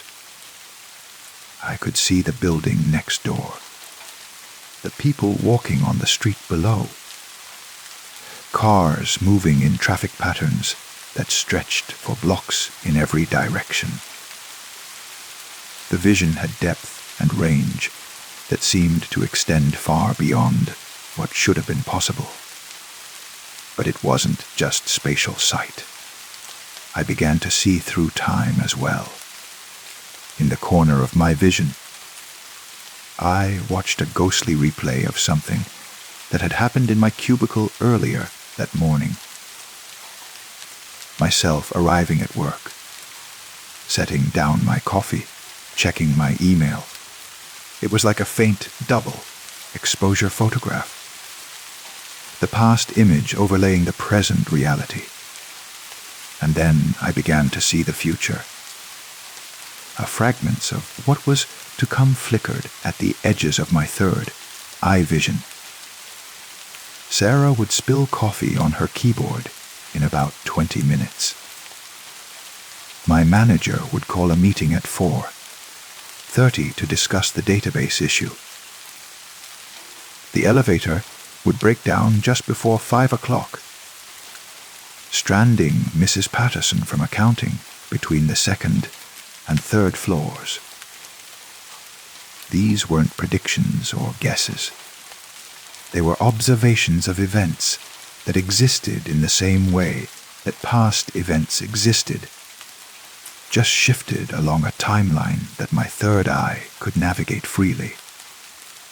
I sat frozen at my desk, overwhelmed by the constant stream of information. Past, present, and future existed simultaneously in my expanded vision, creating a chaotic overlay of temporal reality that was both fascinating and terrifying. Sarah spilled her coffee exactly as I'd foreseen. The meeting was called precisely at 4:30. Mrs. E. Patterson was indeed stuck in the elevator when I left work, just as I had observed her future predicament hours before it occurred.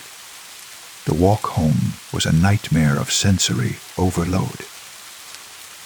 Through my third eye, I could see into the apartments I passed, observing the private moments of strangers.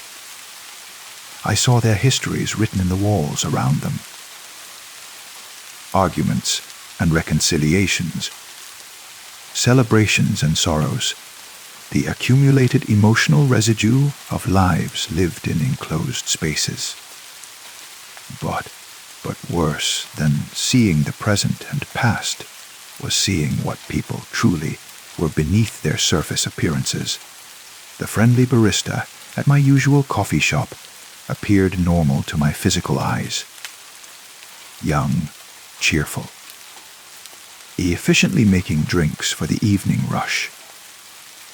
But through my third eye, I could see something else occupying the same space. Something that wore her face like a mask, but whose true nature was vast and ancient and utterly inhuman. It smiled with too many teeth arranged in patterns that hurt to look at directly. The businessman reading a newspaper on the subway platform looked ordinary enough.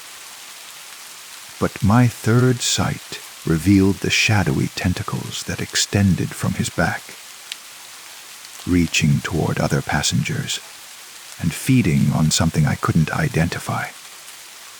But that made my soul recoil in disgust. A mother pushing a stroller past my building appeared to be a perfectly normal woman with a perfectly normal child.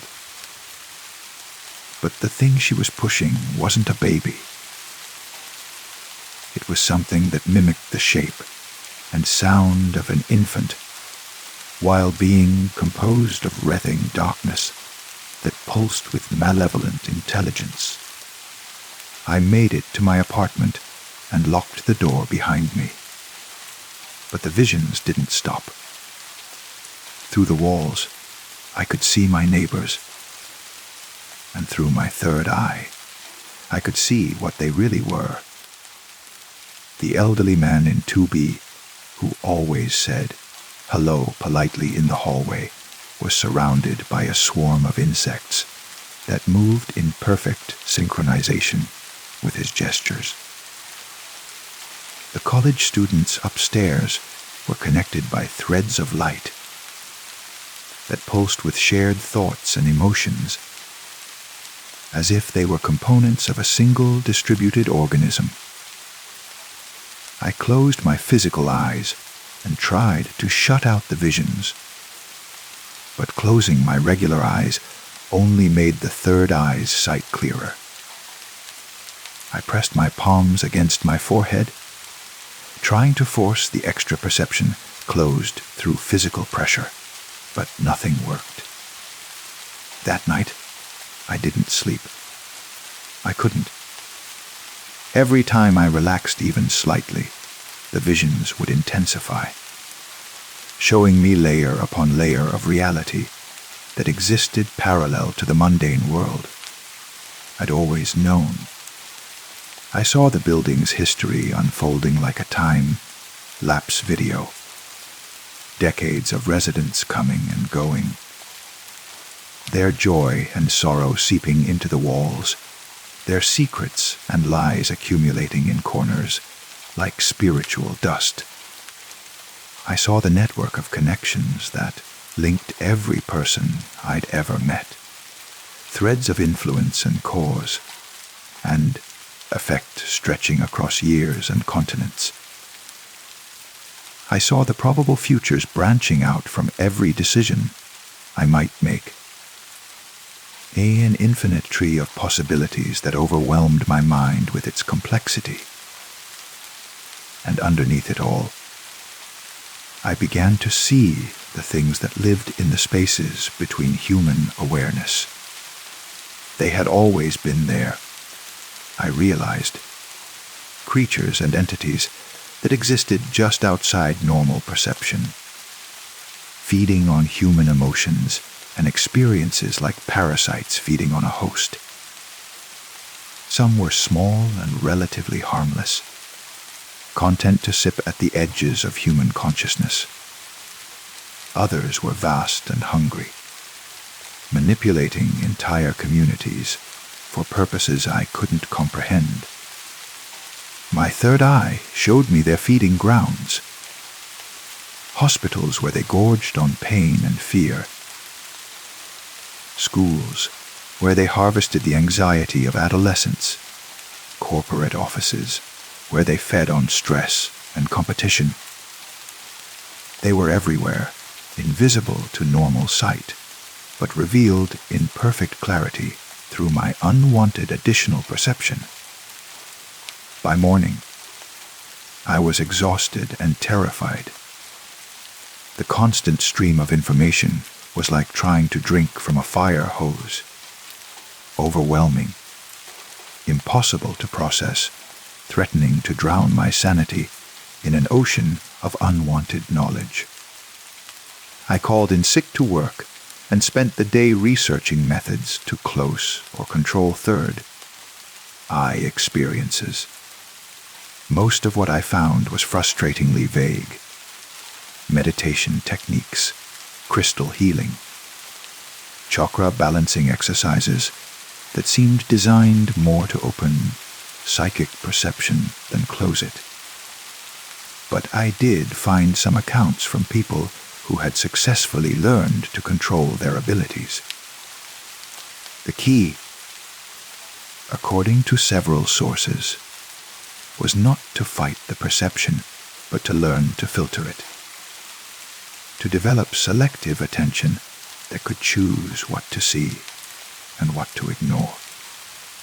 I spent the next several days practicing mental filtering techniques, trying to narrow the scope of my third eye vision to manageable levels. Gradually, I learned to focus on specific time frames, present only, rather than the overwhelming mixture of past, present, and future. I learned to limit my spatial perception, seeing only my immediate surroundings, rather than the vast panorama of the city. Most importantly, I learned to look past the surface disguises of the entities that shared our reality, but to avoid looking too deeply into their true nature. I could acknowledge their presence without studying them, observe their existence without trying to understand their purposes. It was like learning to live with a disability in reverse, adapting to an excess of perception rather than a lack. I developed mental habits and techniques that allowed me to function in daily life while carrying this extraordinary burden of sight. Months passed. I returned to work. though I had to change jobs twice when the psychic noise of office environments became overwhelming. I learned to avoid crowds and emotionally charged situations, which made my social life practically non-existent, but preserved my sanity. The third eye never closed. The pressure in my forehead was replaced by a constant, low-level awareness that I now understood was the feeling of expanded perception. I could see through walls when I chose to, observe events from impossible angles, glimpse fragments of future and past when my attention drifted in those directions. But I also learned to see beauty that others missed. The way emotions created colors in the air around people who felt them deeply. The delicate threads of genuine connection between people who truly loved each other.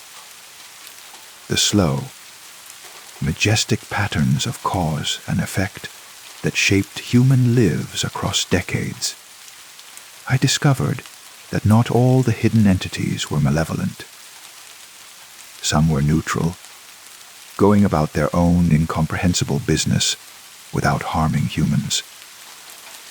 A few seemed actively protective, shepherding children across busy streets, whispering warnings to people about to make dangerous decisions, standing guard in places where the more predatory entities might otherwise gather. The hardest part wasn't the visions themselves, but the isolation that came with seeing so much more than everyone around me. How do you have casual conversations when you can see the web of lies and self-deceptions that most people use to navigate daily life?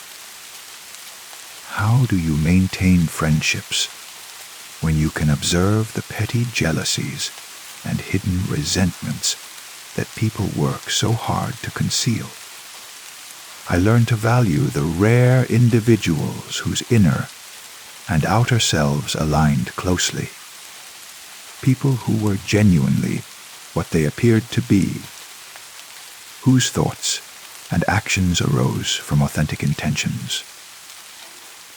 These people glowed with a particular quality that my third eye recognized as spiritual integrity, and I found myself drawn to them like someone lost in darkness might be drawn to a candle flame.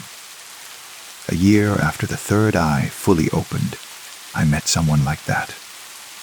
Her name was Maya, and she worked as a librarian at the downtown branch where I sometimes went to work in quiet spaces away from the psychic noise of my apartment building.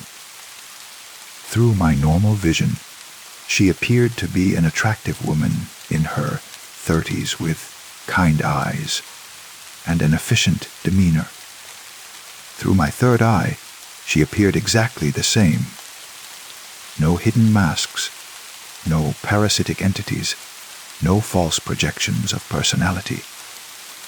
She was simply herself, completely and authentically, in a way that I hadn't seen in another person since my perception had changed. We started talking during my regular visits to the library. At first, just polite exchanges about books and research resources, then longer conversations about literature and life. I found that I could relax around her in a way that had become impossible with other people. My third eye showed me no deceptions, no hidden agendas, no elaborate emotional performances. One evening, as we walked together to the coffee shop across from the library, she stopped suddenly and looked directly at me. "You see things differently than other people, don't you?" she said quietly. I froze, uncertain how to respond. "What do you mean?" the way you look at people. The way you sometimes seem to be seeing something just over their shoulder or just behind their eyes. The way you flinch in crowds, like you're experiencing something the rest of us aren't. I stared at her, my third eye showing me the gentle curiosity that motivated her question, the complete absence of judgment or fear. "It started about a year ago," I said finally. A sensation in my forehead that gradually became more. She nodded as if this made perfect sense. My grandmother had something similar. She called it the sight. She could see things that were hidden from other people. Not just physically hidden, but spiritually hidden. The things that live alongside us, but outside normal awareness. It's overwhelming sometimes, I admitted. Seeing so much, knowing so much. I feel like I'm carrying secrets that I never wanted to learn. She felt the same way, Maya said softly.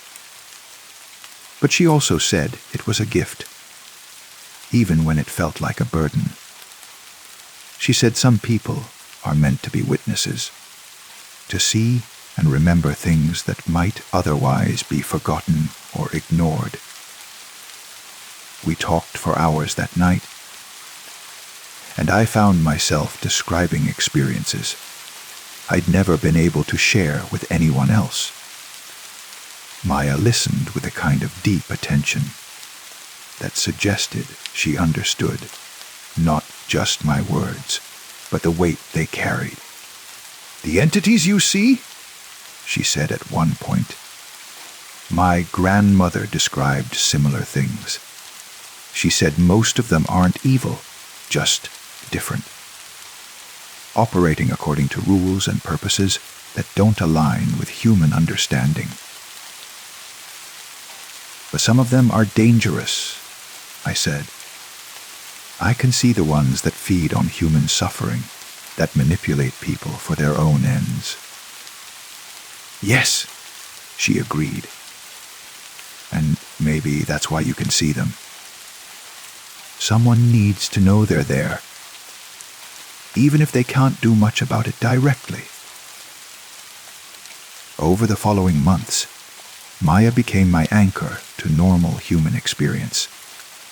Through her, I learned that it was possible to live with extraordinary perception without losing connection to ordinary life. She helped me develop better filtering techniques, ways to narrow my third eye, vision when I needed to focus on mundane tasks. But more importantly, she showed me that the isolation I'd felt was partially self-imposed. There were others who suspected that reality contained more layers than most people perceived, even if they couldn't see those layers directly. There were people who would listen to strange experiences without dismissing them, who understood that the world was far stranger and more complex than consensus reality acknowledged. I began to think of my third eye not as a curse or even as a gift, but simply as a condition, like being unusually tall or having perfect pitch. It was a characteristic that shaped my experience of the world, but it didn't have to define my entire existence or cut me off from human connection. The visions continued, as I knew they always would. I learned to live with the constant awareness of multiple layers of reality, the ongoing observation of past and future events, the knowledge of what people and places truly were beneath their surface appearances. But I also learned to appreciate the unique perspective this gave me. I could see the beautiful complexity of human relationships, the way love and compassion created actual changes in the fabric of reality. I could observe the slow healing of old wounds, of the gradual spiritual evolution that occurred when people made conscious choices to become more than they had been. Sometimes, very rarely, I encountered other people with similar abilities. We would recognize each other across crowded rooms, drawn together by the shared burden and privilege of seeing more than most people could handle. These brief connections were precious, reminders that I wasn't entirely alone in my expanded awareness. The third eye never closed, never returned to the simple tickle it had once been. The pressure in my forehead became as familiar as the feeling of my heartbeat or the sensation of breathing. It was simply part of who I was now, part of how I moved through the world. Late at night, when the city grew quiet and the psychic noise of so many human minds dimmed to a whisper, I would sometimes sit by my window and let my third eye vision expand fully. I would observe the vast, complex ecosystem of entities and energies that shared our reality, the intricate web of connections linking all conscious beings. The slow dance of cause and effect that shaped the evolution of human civilization. It was terrifying and beautiful in equal measure, a constant reminder that the world contained infinite depths of mystery and meaning that most people would never suspect. And while I sometimes mourned the simpler existence I'd had before the sight developed, I wouldn't have chosen to give it up. Someone needed to witness these hidden layers of reality. Someone needed to see and remember the things that existed just beyond the edge of normal perception. If that someone had to be me, then I would carry the responsibility as gracefully as I could, finding ways to bridge the gap between the seen and the unseen, the known and the unknowable. The third eye watched, and through it I watched too. And in that watching, in that witnessing of all the strange beauty and terrible wonder that surrounded us, I found a purpose that made the burden bearable. Some truths are too vast for words, too complex for normal understanding, but they still need to be observed, acknowledged, held in someone's awareness. That became my role in the world, the one who sees what others cannot, who carries knowledge that others cannot bear, who serves as a bridge between the reality most people inhabit and the far stranger reality that contains it. The pressure behind my forehead pulsed gently as I wrote these words, a reminder that my third eye was still there, still watching, still seeing all the layers of existence that most people never suspect. And I was grateful for it, even when it showed me things I wished I could unsee. After all, someone has to be the witness. Someone has to know that we are never truly alone, never truly safe, but also never truly abandoned in this strange, beautiful, terrifying world that contains so much more than it appears to hold. Story 7. I was having one of those evenings when even the simplest decisions felt overwhelming. The cursor blinked mockingly at me from my laptop screen. The freelance article I was supposed to finish sitting half, complete, while my brain refused to cooperate. My kitchen contained nothing more appealing than expired yogurt and a bag of spinach that had turned into green slime in my refrigerator's crisper drawer. The smart thing would have been to order food, but even scrolling through delivery apps felt like too much effort. I was caught in that particular kind of paralysis that strikes when you're too tired to think, but too hungry to sleep. That's when the doorbell rang. I glanced at the clock on my laptop, 8:47 p.m. I wasn't expecting anyone. And delivery drivers usually called first, since my building's buzzer system had been broken for months.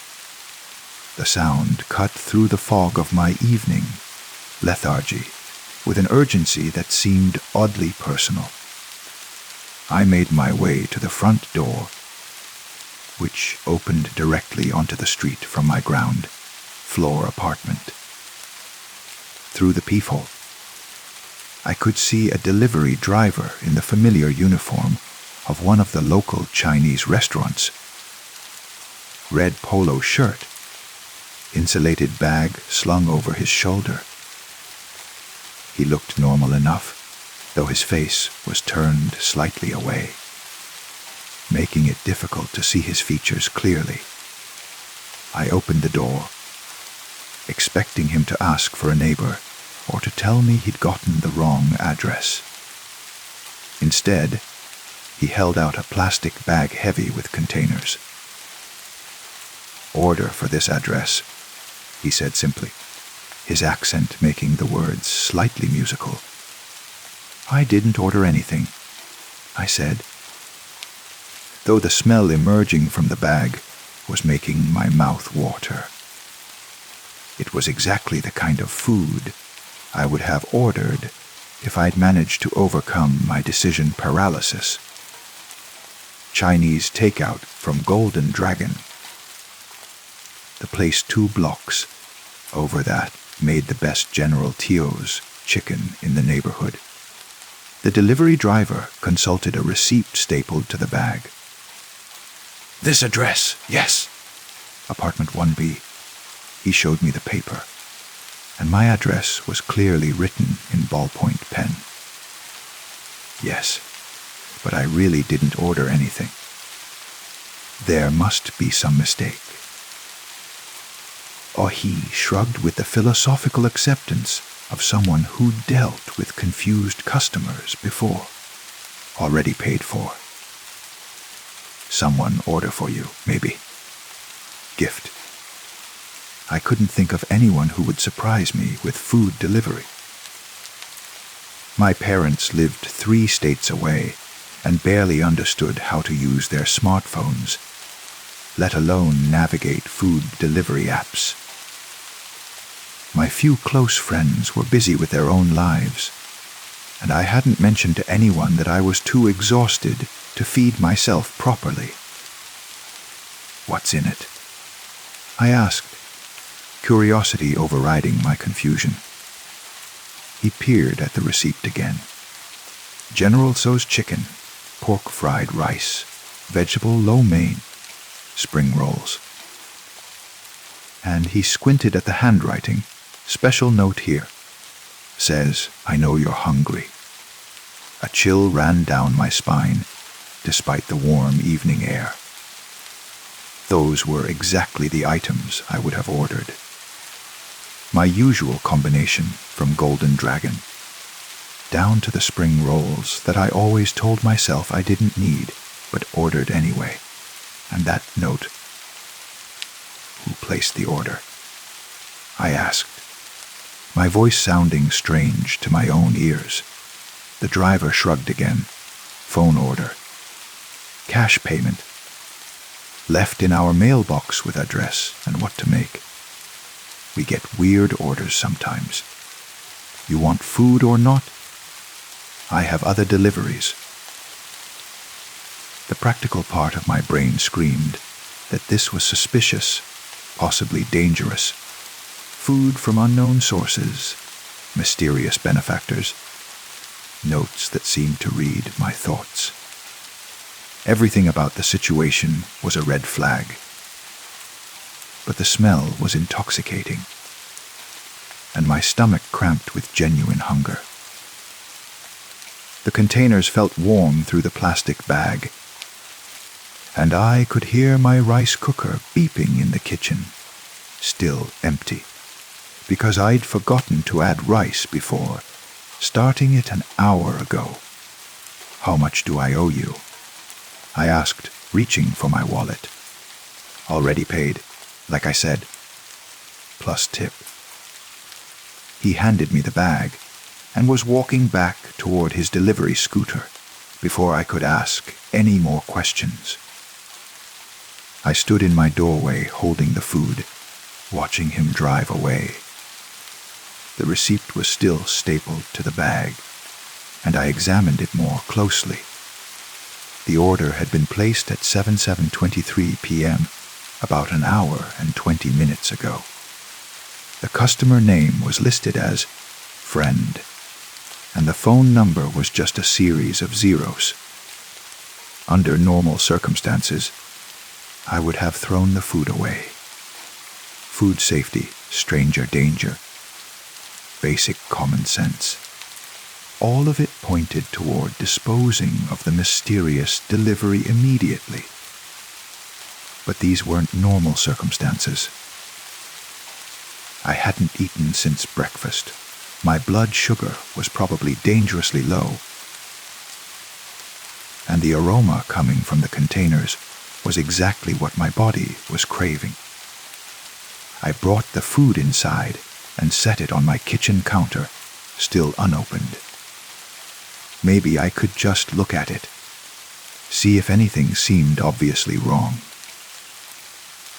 If the food looked tampered with or strange, I'd throw it out and order my own dinner. The containers were standard white takeout boxes, sealed with the little metal handles twisted closed. The spring rolls were wrapped separately in foil. Everything looked exactly like what I would have received if I'd placed the order myself. I opened the first container. General Tissot's chicken, perfectly prepared. The sauce had the right glossy consistency. The chicken pieces were the ideal size, and the broccoli florets were bright green and crisp. It looked and smelled exactly like the dish I'd ordered from Golden Dragon at least a dozen times over the past year. The fried rice was next. Golden grains mixed with scrambled egg, peas, and generous chunks of char siu pork. The lo mein noodles were properly glossy with sauce, studded with perfectly cooked vegetables. Even the spring rolls were golden brown and crackling, still warm from the oil. Someone had ordered my exact favorite meal from my favorite restaurant and had it delivered to my apartment with a note that demonstrated an unsettling awareness of my current state. The logical response was fear. Instead, I felt something closer to gratitude. I made myself a plate and took a cautious first bite of the General Tissot's chicken. It tasted perfect, sweet and tangy, with just the right amount of heat. The coating was crisp, the chicken tender, the sauce exactly as I remembered it. If someone had tampered with this food, they'd done so with the skill of the Golden Dragon kitchen staff. As I ate, I tried to think of rational explanations. Maybe one of my neighbors had ordered too much food and decided to share. Maybe someone had measured their own address when placing the order, and the restaurant had just delivered it to the closest match. Maybe the delivery driver had gotten confused, and this meal actually belonged to someone else in the building. But none of those explanations accounted for the food being exactly what I would have ordered, or for the note that seemed to acknowledge my specific hunger. I finished eating and felt better than I had all day. The combination of proper nutrition and familiar flavors had lifted the fog of exhaustion that had been plaguing me since afternoon. I was able to return to my article with renewed focus, finishing it before 10 o'clock and even managing to polish a few rough passages. As I prepared for bed, I examined the receipt one more time. The handwriting looked familiar, though I couldn't place it. The note, "I know you're hungry," was written in the same hand. The letters formed carefully, as if the writer had wanted to ensure legibility. I dreamed that night about sitting in the Golden Dragon restaurant, sharing a meal with someone whose face I couldn't see clearly. They kept pushing dishes toward me, encouraging me to eat more, their voice warm with affection. "You work too hard," they said in the dream. "You forget to take care of yourself."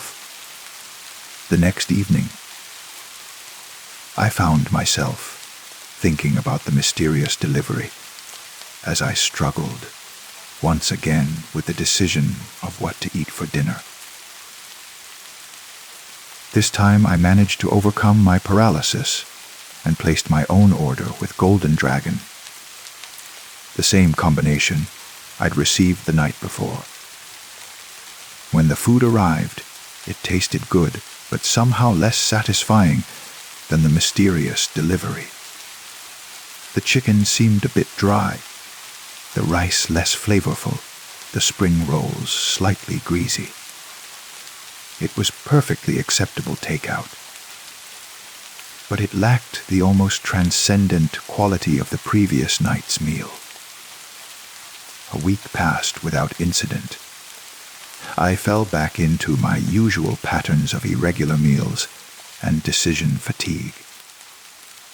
The mysterious delivery began to feel like a strange but harmless anomaly, the kind of urban coincidence that makes a good story to tell friends. Then it happened again. I was working late on a particularly challenging project, hunched over my laptop with a growing headache and a gnawing sensation in my stomach. I'd been surviving on coffee and the stale granola bar I'd found in my desk drawer, telling myself I'd order food as soon as I finished the section I was working on. The doorbell rang at 9:15 p.m. This time, it was a different delivery driver from a Thai restaurant I frequented when I wanted something lighter than Chinese food. She was an older woman with kind eyes and a practical demeanor, wearing the burgundy uniform of Sham Garden. Pad Thai, green curry with chicken, spring rolls. She announced before I could even express my confusion. Already paid, with tip, someone very thoughtful. The note on this receipt read, "You're working too hard again." I accepted the food with a mixture of gratitude and unease. This was too specific, too perfectly timed to be coincidence. Someone was watching me, paying attention to my habits and needs in a way that was either deeply caring or profoundly disturbing. The Thai food was even better than the Chinese had been. The Pad Thai had exactly the right balance of sweet, sour, and umami, with perfectly cooked noodles and a generous portion of shrimp. The green curry was fragrant and complex, with tender chicken and crisp vegetables, swimming in coconut milk that had been infused with lemongrass and Thai basil. As I ate, I found myself looking out my windows, trying to spot someone who might be observing my apartment. But my view was limited, and the evening shadows made it impossible to see much beyond the circle of light cast by the street lamp outside. I called Siam Garden after finishing my meal, hoping to get more information about who had placed the order. The person who answered spoke limited English and could only confirm that it had been a phone order paid for in cash, left in their mailbox with delivery instructions. The customer name was listed as Care, and the phone number was, once again, a string of zeros. Over the next month, the mysterious deliveries became a regular occurrence. They arrived every 7 to 10 days, always when I was struggling with work deadlines and neglecting my basic needs. The restaurants varied. Sometimes it was Italian from the bistro on 5th Street. Sometimes it was sushi from the expensive place downtown. Once it was comfort food from a diner I'd never heard of, but which served the most perfect grilled cheese sandwich I'd ever tasted. The timing was always impeccable. The food was always exactly what I was craving, even when I hadn't consciously realized I was craving it. And the notes became more personal, more knowing. The project will work out fine. You're stronger than you think. Remember to sleep tonight. Your mother called. Call her back. That last note particularly unsettled me, because I had indeed missed several calls from my mother that day, letting them go to voicemail because I was too overwhelmed to deal with family conversations. I called her back immediately after reading the note, and we had a long, necessary conversation about my father's recent health scare and my mother's need for emotional support during his recovery. I began keeping a journal documenting each delivery, the restaurant, the food, the timing, the note. Patterns emerged that made me deeply uncomfortable. Whoever was sending these meals knew not only my food preferences, but my work schedule, my stress levels, even my personal relationships. The logical conclusion was that someone close to me was behind the deliveries. A friend or family member who was concerned about my well-being, but wanted to help anonymously. But I couldn't think of anyone in my life who had both the resources and the knowledge to orchestrate such a detailed campaign of care. I tried staying alert around delivery times, watching from my window for anyone who might be observing my apartment. I installed a small security camera that could monitor my front door from my laptop. I even took to walking around my neighborhood at odd hours, looking for anyone who seemed to be paying unusual attention to my building. Nothing. Whoever was behind the deliveries was either very skilled at surveillance or had access to information about my life through means I couldn't identify. 3 months in, I decided to be more proactive. When the next delivery arrived, Indian food from a place I'd never ordered from, but whose lamb curry proved to be extraordinary, I was ready with questions. The delivery driver was a young man probably college-aged, who seemed genuinely surprised by my inquiries. "You really don't know who's sending these?" he asked, looking at me with concern. "That's kind of weird, isn't it? I mean, it's nice, but weird. What can you tell me about the person who places these orders?" He shrugged. "Phone orders always. Pays in cash. Left at the restaurant beforehand with instructions. Manager says it's been going on for months. Always the same routine. Cash in an envelope with the order written out and your address. Man or woman's voice. I wouldn't know. I just do deliveries. But..." He paused, seeming to consider whether to share something. The manager mentioned it once. Said it was unusual. The person never haggles about prices, always includes a generous tip. He always requests the freshest ingredients and best preparation. Like, they specifically ask for extra care to be taken with the food. After he left, I sat with the Indian food and tried to think of anyone who cared about me enough to go to such elaborate lengths.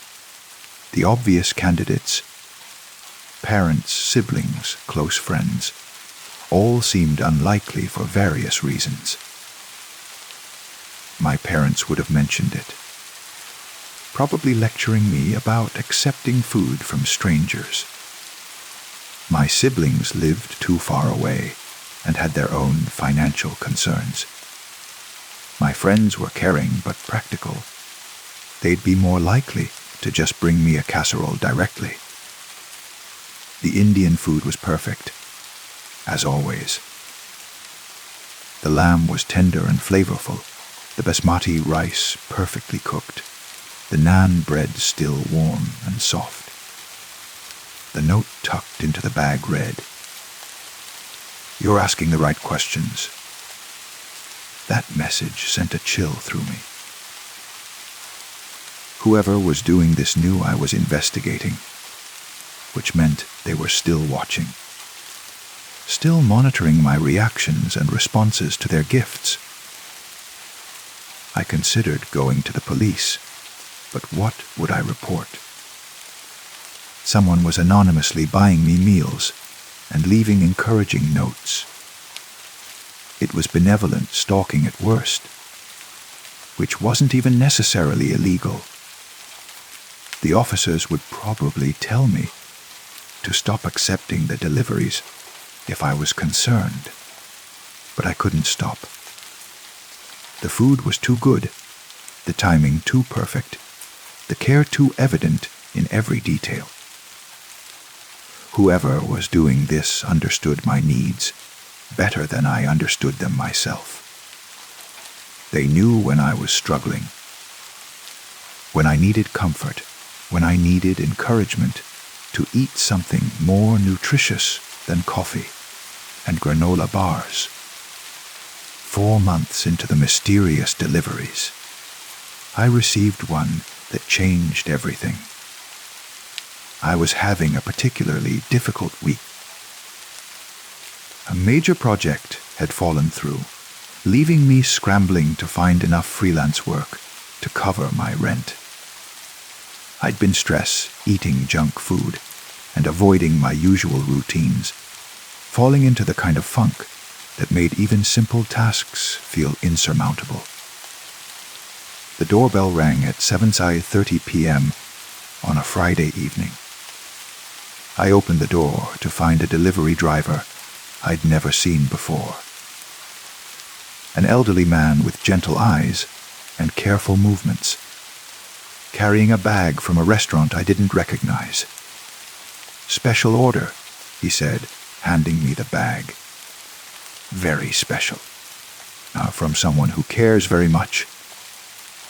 The bag contained homemade food, not restaurant takeout. There was a container of what appeared to be homemade chicken soup. rich and golden with perfectly cut vegetables and tender pieces of chicken. Another container held fresh bread, still warm, with butter and honey on the side. A third container had what looked like homemade chocolate chip cookies, soft and fragrant. The note was longer than usual, written on actual stationery rather than a receipt. Dear one, I know this week has been difficult. I know you're questioning your choices and worrying about your future.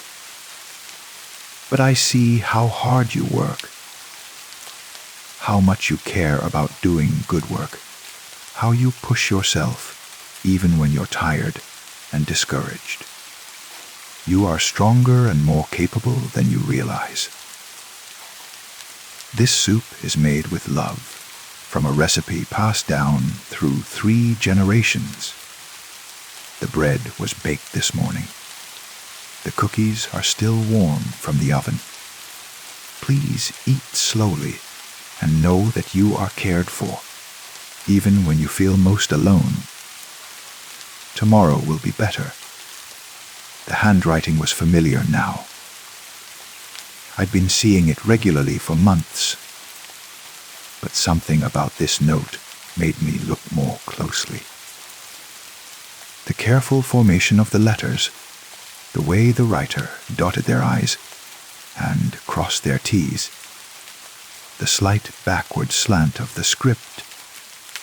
I went to my desk and pulled out a box of old letters and cards that I kept in the bottom drawer. Birthday cards, holiday greetings, thank you notes accumulated over the years. I found what I was looking for near the bottom of the pile. A birthday card from 2 years ago, signed in handwriting that was identical to the note accompanying my mysterious dinner. The card was from my grandmother. My grandmother, who had died 18 months ago after a brief illness. My grandmother, who had worried constantly about whether I was eating properly when I lived alone. My grandmother, who had known all my favorite foods and had spent countless hours in her kitchen preparing meals meant to comfort and nourish. I stared at the card and the note, comparing them line by line. There was no doubt. The handwriting was identical, but that was impossible. Grandmother was gone. I had attended her funeral, helped settle her estate, donated most of her belongings to charity. Unless I called my mother immediately, my hands shaking as I dialed. Mom, I need to ask you something strange. Have you been having food delivered to my apartment? What? No, honey. Why would I do that secretly? If I wanted to send you food, I'd just tell you. What about Aunt Sarah? Or Uncle Tom? I don't think so. What's this about? I explained about the mysterious deliveries, leaving out the part about the handwriting analysis. My mother listened with growing concern. That's very strange, dear.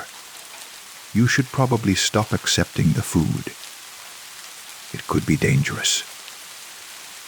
Mum, do you have any of Grandmother's things still? Any letters or recipes in her handwriting? A long pause. A few things. I kept her recipe box and some of her correspondence. Why? Could you check something for me? Look at her handwriting and tell me if it looks like this. I read her the note that had come with the homemade soup, focusing on describing the letter forms and writing style. Another pause, longer this time. Honey, that does sound like your grandmother's writing. But that's not possible. She's been gone for over a year.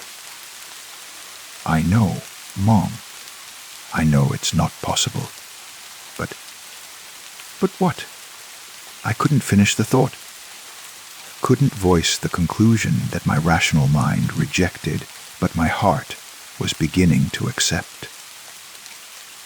After ending the call, I sat with the homemade soup and bread, eating slowly as the note had instructed.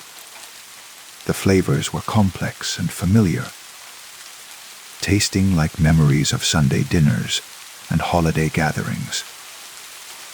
The chicken was tender, the vegetables perfectly cooked, the broth rich with the depth that only comes from hours of careful simmering. It tasted exactly like my grandmother's soup. The cookies were her recipe too. I recognized the particular way she'd shaped them, slightly flattened with a fork. The chocolate chips distributed with mathematical precision. Even the bread felt familiar, dense and hearty, the way she'd made it when I was a child. I finished eating and carefully saved the note, adding it to the collection I'd been keeping. Then I did something I hadn't done since childhood. I spoke aloud to my empty apartment, as if my grandmother might be listening. Grandma, if that's really you somehow, I don't understand how this is possible, but thank you. Thank you for taking care of me. I miss you so much. The apartment remained silent, but the air seemed to shift subtly, becoming warmer and more comforting. I could almost smell her perfume. White shoulders, which she'd worn for as long as I could remember. The next morning, I found a single white rose on my doorstep, still fresh with dew. White roses had been my grandmother's favorites. She'd grown them in her garden and always kept fresh ones in her kitchen. The mysterious deliveries continued, but now I understood them differently. They weren't surveillance or stalking. They were love, expressed in the only way available across whatever boundary separates the living from the dead. Each meal was a message, each note a reminder that some forms of care transcend physical existence. I stopped trying to solve the mystery and simply accepted the gift. When the food arrived, I ate gratefully and spoke to the empty air, sharing my day, my struggles, my small victories. Sometimes I thought I heard responses, whispers of encouragement, murmurs of pride. The subtle sounds of someone moving around a kitchen, preparing food with love. The deliveries became less frequent as I learned to take better care of myself. When I remembered to eat regularly and maintain healthier routines, the mystery meals would skip a week or two. When I fell back into old patterns of neglect, they would resume with gentle persistence. 6 months after the first delivery, I received one final note, this time with a simple meal of tomato soup and grilled cheese from a diner I'd never heard of. You're learning to feed yourself properly now. I'm so proud of you. Remember that love doesn't end just because someone can't be seen anymore. Take care of yourself, dear one. You are always in my heart. That was the last mysterious delivery I received. But sometimes, when I'm cooking for myself and feeling particularly alone, I catch the scent of white shoulders, perfume in my kitchen. Eve and I know I'm being watched over by someone who loves me enough to cross impossible distances just to make sure I'm properly fed. Story 8. I should have been asleep hours ago.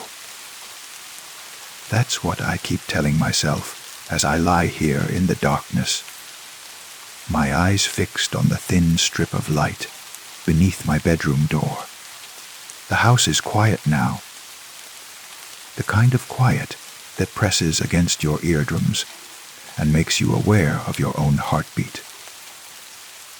But it wasn't always quiet tonight. The footsteps started around 11. I know because I'd been watching the digital clock on my nightstand, watching the minutes change one by one, willing myself to drift off. 11:03. That's when I first heard them.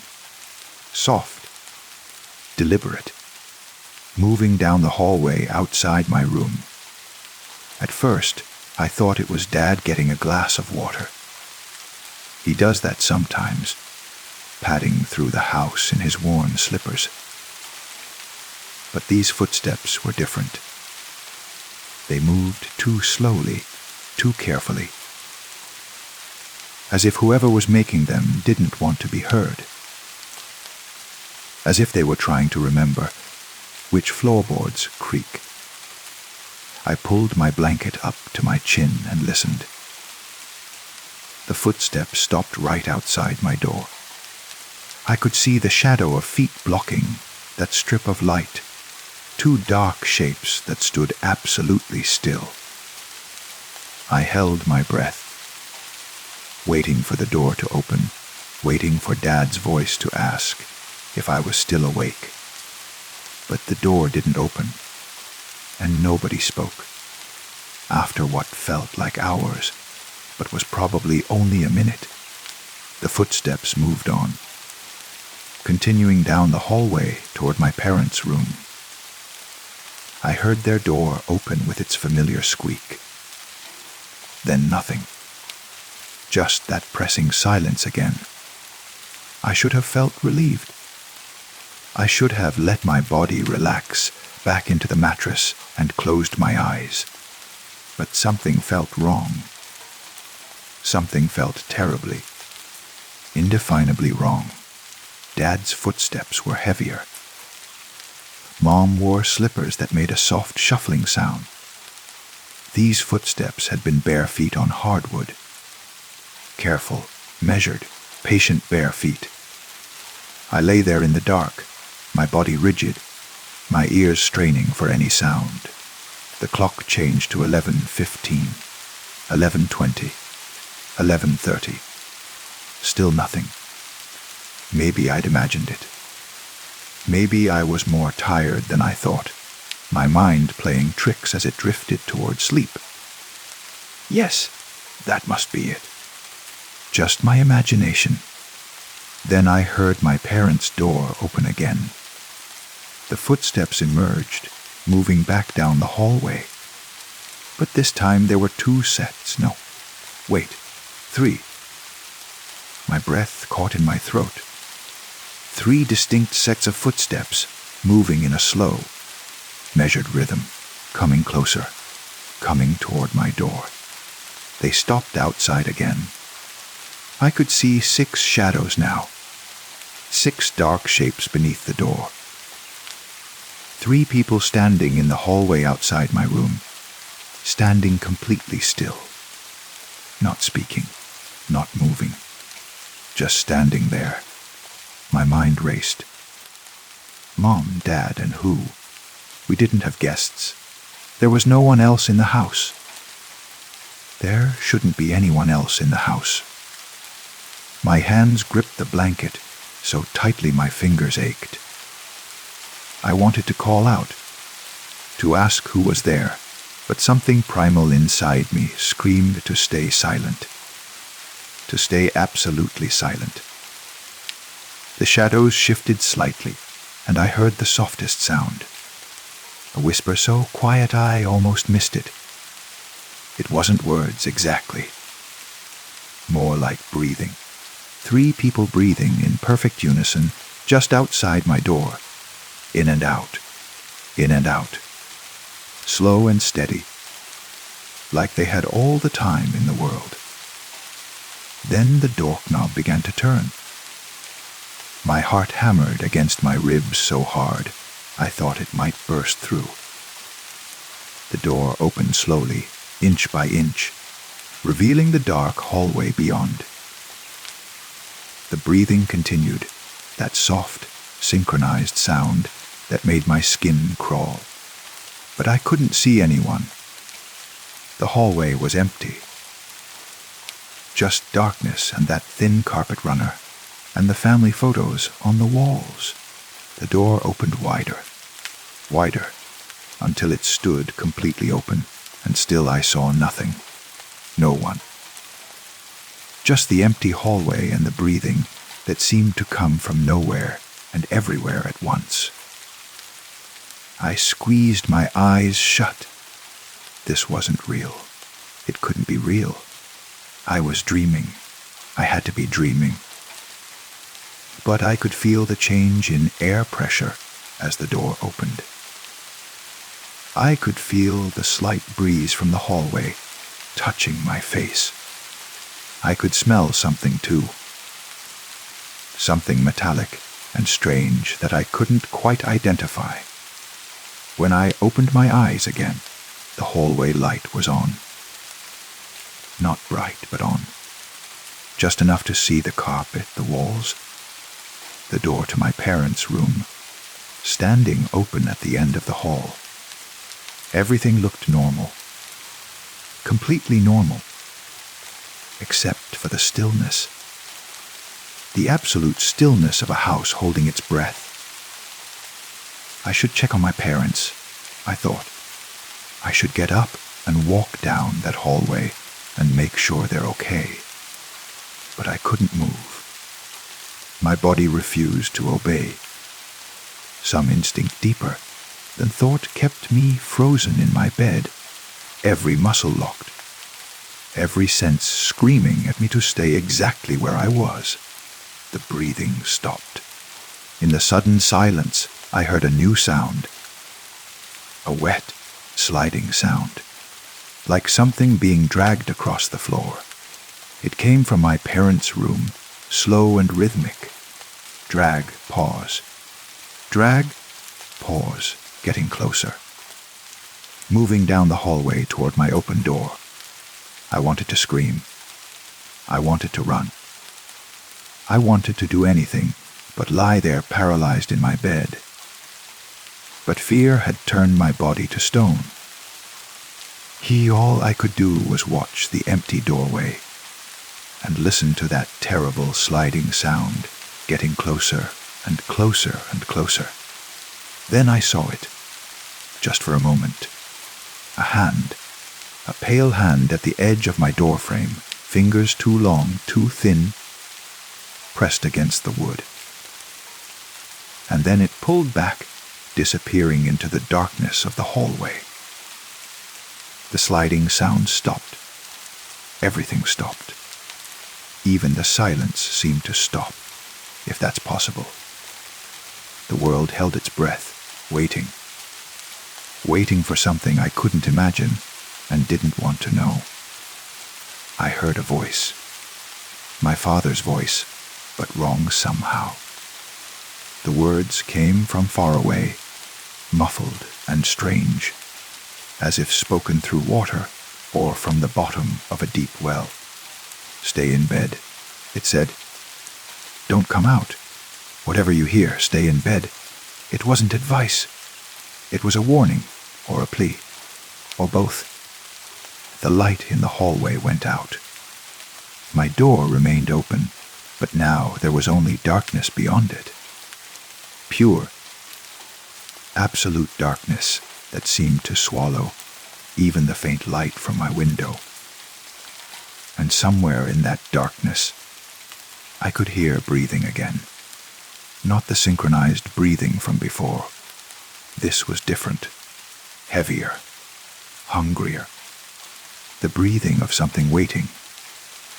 I made a decision then, maybe the only decision that mattered. I closed my eyes. I pulled my blanket up over my head and I pretended to be asleep. I lay there in the darkness beneath my covers and forced my breathing to slow, forced my body to relax, forced myself to become as still and silent as possible. Because something was in my room now. I could feel it. I could hear the soft pad of bare feet on my carpet, moving around my bed. Slowly, carefully. I could feel the mattress shift as weight pressed down on it. Something was climbing onto my bed. I kept my eyes closed. I kept my breathing steady. In and out. In and out. Slow and regular, like someone deeply asleep. Like someone who had heard nothing, seen nothing, knew nothing. The weight moved closer, crawling across my blanket. I could feel it now, right beside me. I could feel breath on my face, cold and smelling of rust and earth and something rotten. Don't move. Don't open your eyes. Don't let it know you're awake. The weight pressed down harder, and I realized with dawning horror that whatever was on my bed was lowering itself closer to my face, closer and closer, until I could feel something touching my cheek. Something cold and wet and wrong. It stayed there, pressed against my skin, and I could hear breathing right in my ear. Not the breathing of something human. Something else. Something that wore the shape of human breath, but was fundamentally other. Time stopped meaning anything. I don't know how long I lay there, with that thing pressed against me, its cold presence seeping into my skin. Minutes, hours, an eternity. All I knew was that I had to keep pretending. Had to keep my eyes closed, my breathing steady, my body still. Had to make it believe I was asleep and unaware, and no threat at all. Then, finally, the weight began to lift. Slowly, it pulled away from me. I heard the soft pad of feet on carpet again, moving away from my bed, moving toward the door. The floorboards in the hallway creaked. The footsteps moved away, back toward my parents' room. I heard their door close. The house fell silent again. I didn't move. I stayed exactly as I was, blanket over my head, eyes closed, breathing steady. Because I knew, with absolute certainty, that it wasn't over. That whatever had been in my room, whatever was still in this house, was listening, waiting, testing to see if I would break, if I would move, if I would reveal that I'd been awake all along. So I wait. I lie here in the darkness and wait. The clock on my nightstand reads 3:30, 7 now. Dawn is still hours away. My door is still open. The house is still quiet, and I'm still pretending to sleep, because pretending is the only thing keeping me alive. Sometimes I hear sounds. Soft movements in the hallway. The creak of floorboards. That wet, sliding sound from somewhere in the house. And once, just once, I heard my mother's voice calling my name. But it wasn't really her voice, just like it wasn't really my father's voice before. It was something using her voice, something trying to lure me out of bed. I don't answer. I don't move. I just lie here and pretend and wait for morning. Because I know something now. I know that my parents are gone. I know that whatever killed them is still here, moving through our house in the darkness. I know that it came to my room, crawled onto my bed, pressed itself against me. and I know that it believed I was asleep. That's the only thing that saved me. The only thing that kept it from doing to me whatever it did to them. It thought I was sleeping. It thought I hadn't heard the footsteps, hadn't seen the door open, hadn't felt it crawling across my blanket. It thought I was innocent and unaware, so I have to keep pretending. I have to lie here until morning comes and someone realizes something is wrong. Until a neighbor comes to check or the sun rises high enough that the thing in this house has to leave or retreat, or whatever it is that things like this do in the daylight. My muscles ache from staying so still. My throat is dry. I need to use the bathroom. But I don't move. Can't move. Because somewhere in this house, in the darkness, it's still waiting. Still listening. Still hoping I'll make a mistake. The clock reads 4:15 now. The sky outside my window is still black. Dawn is close, but not close enough. Not nearly close enough. And under my bed, I can hear breathing. Slow. Patient waiting. It never left my room at all.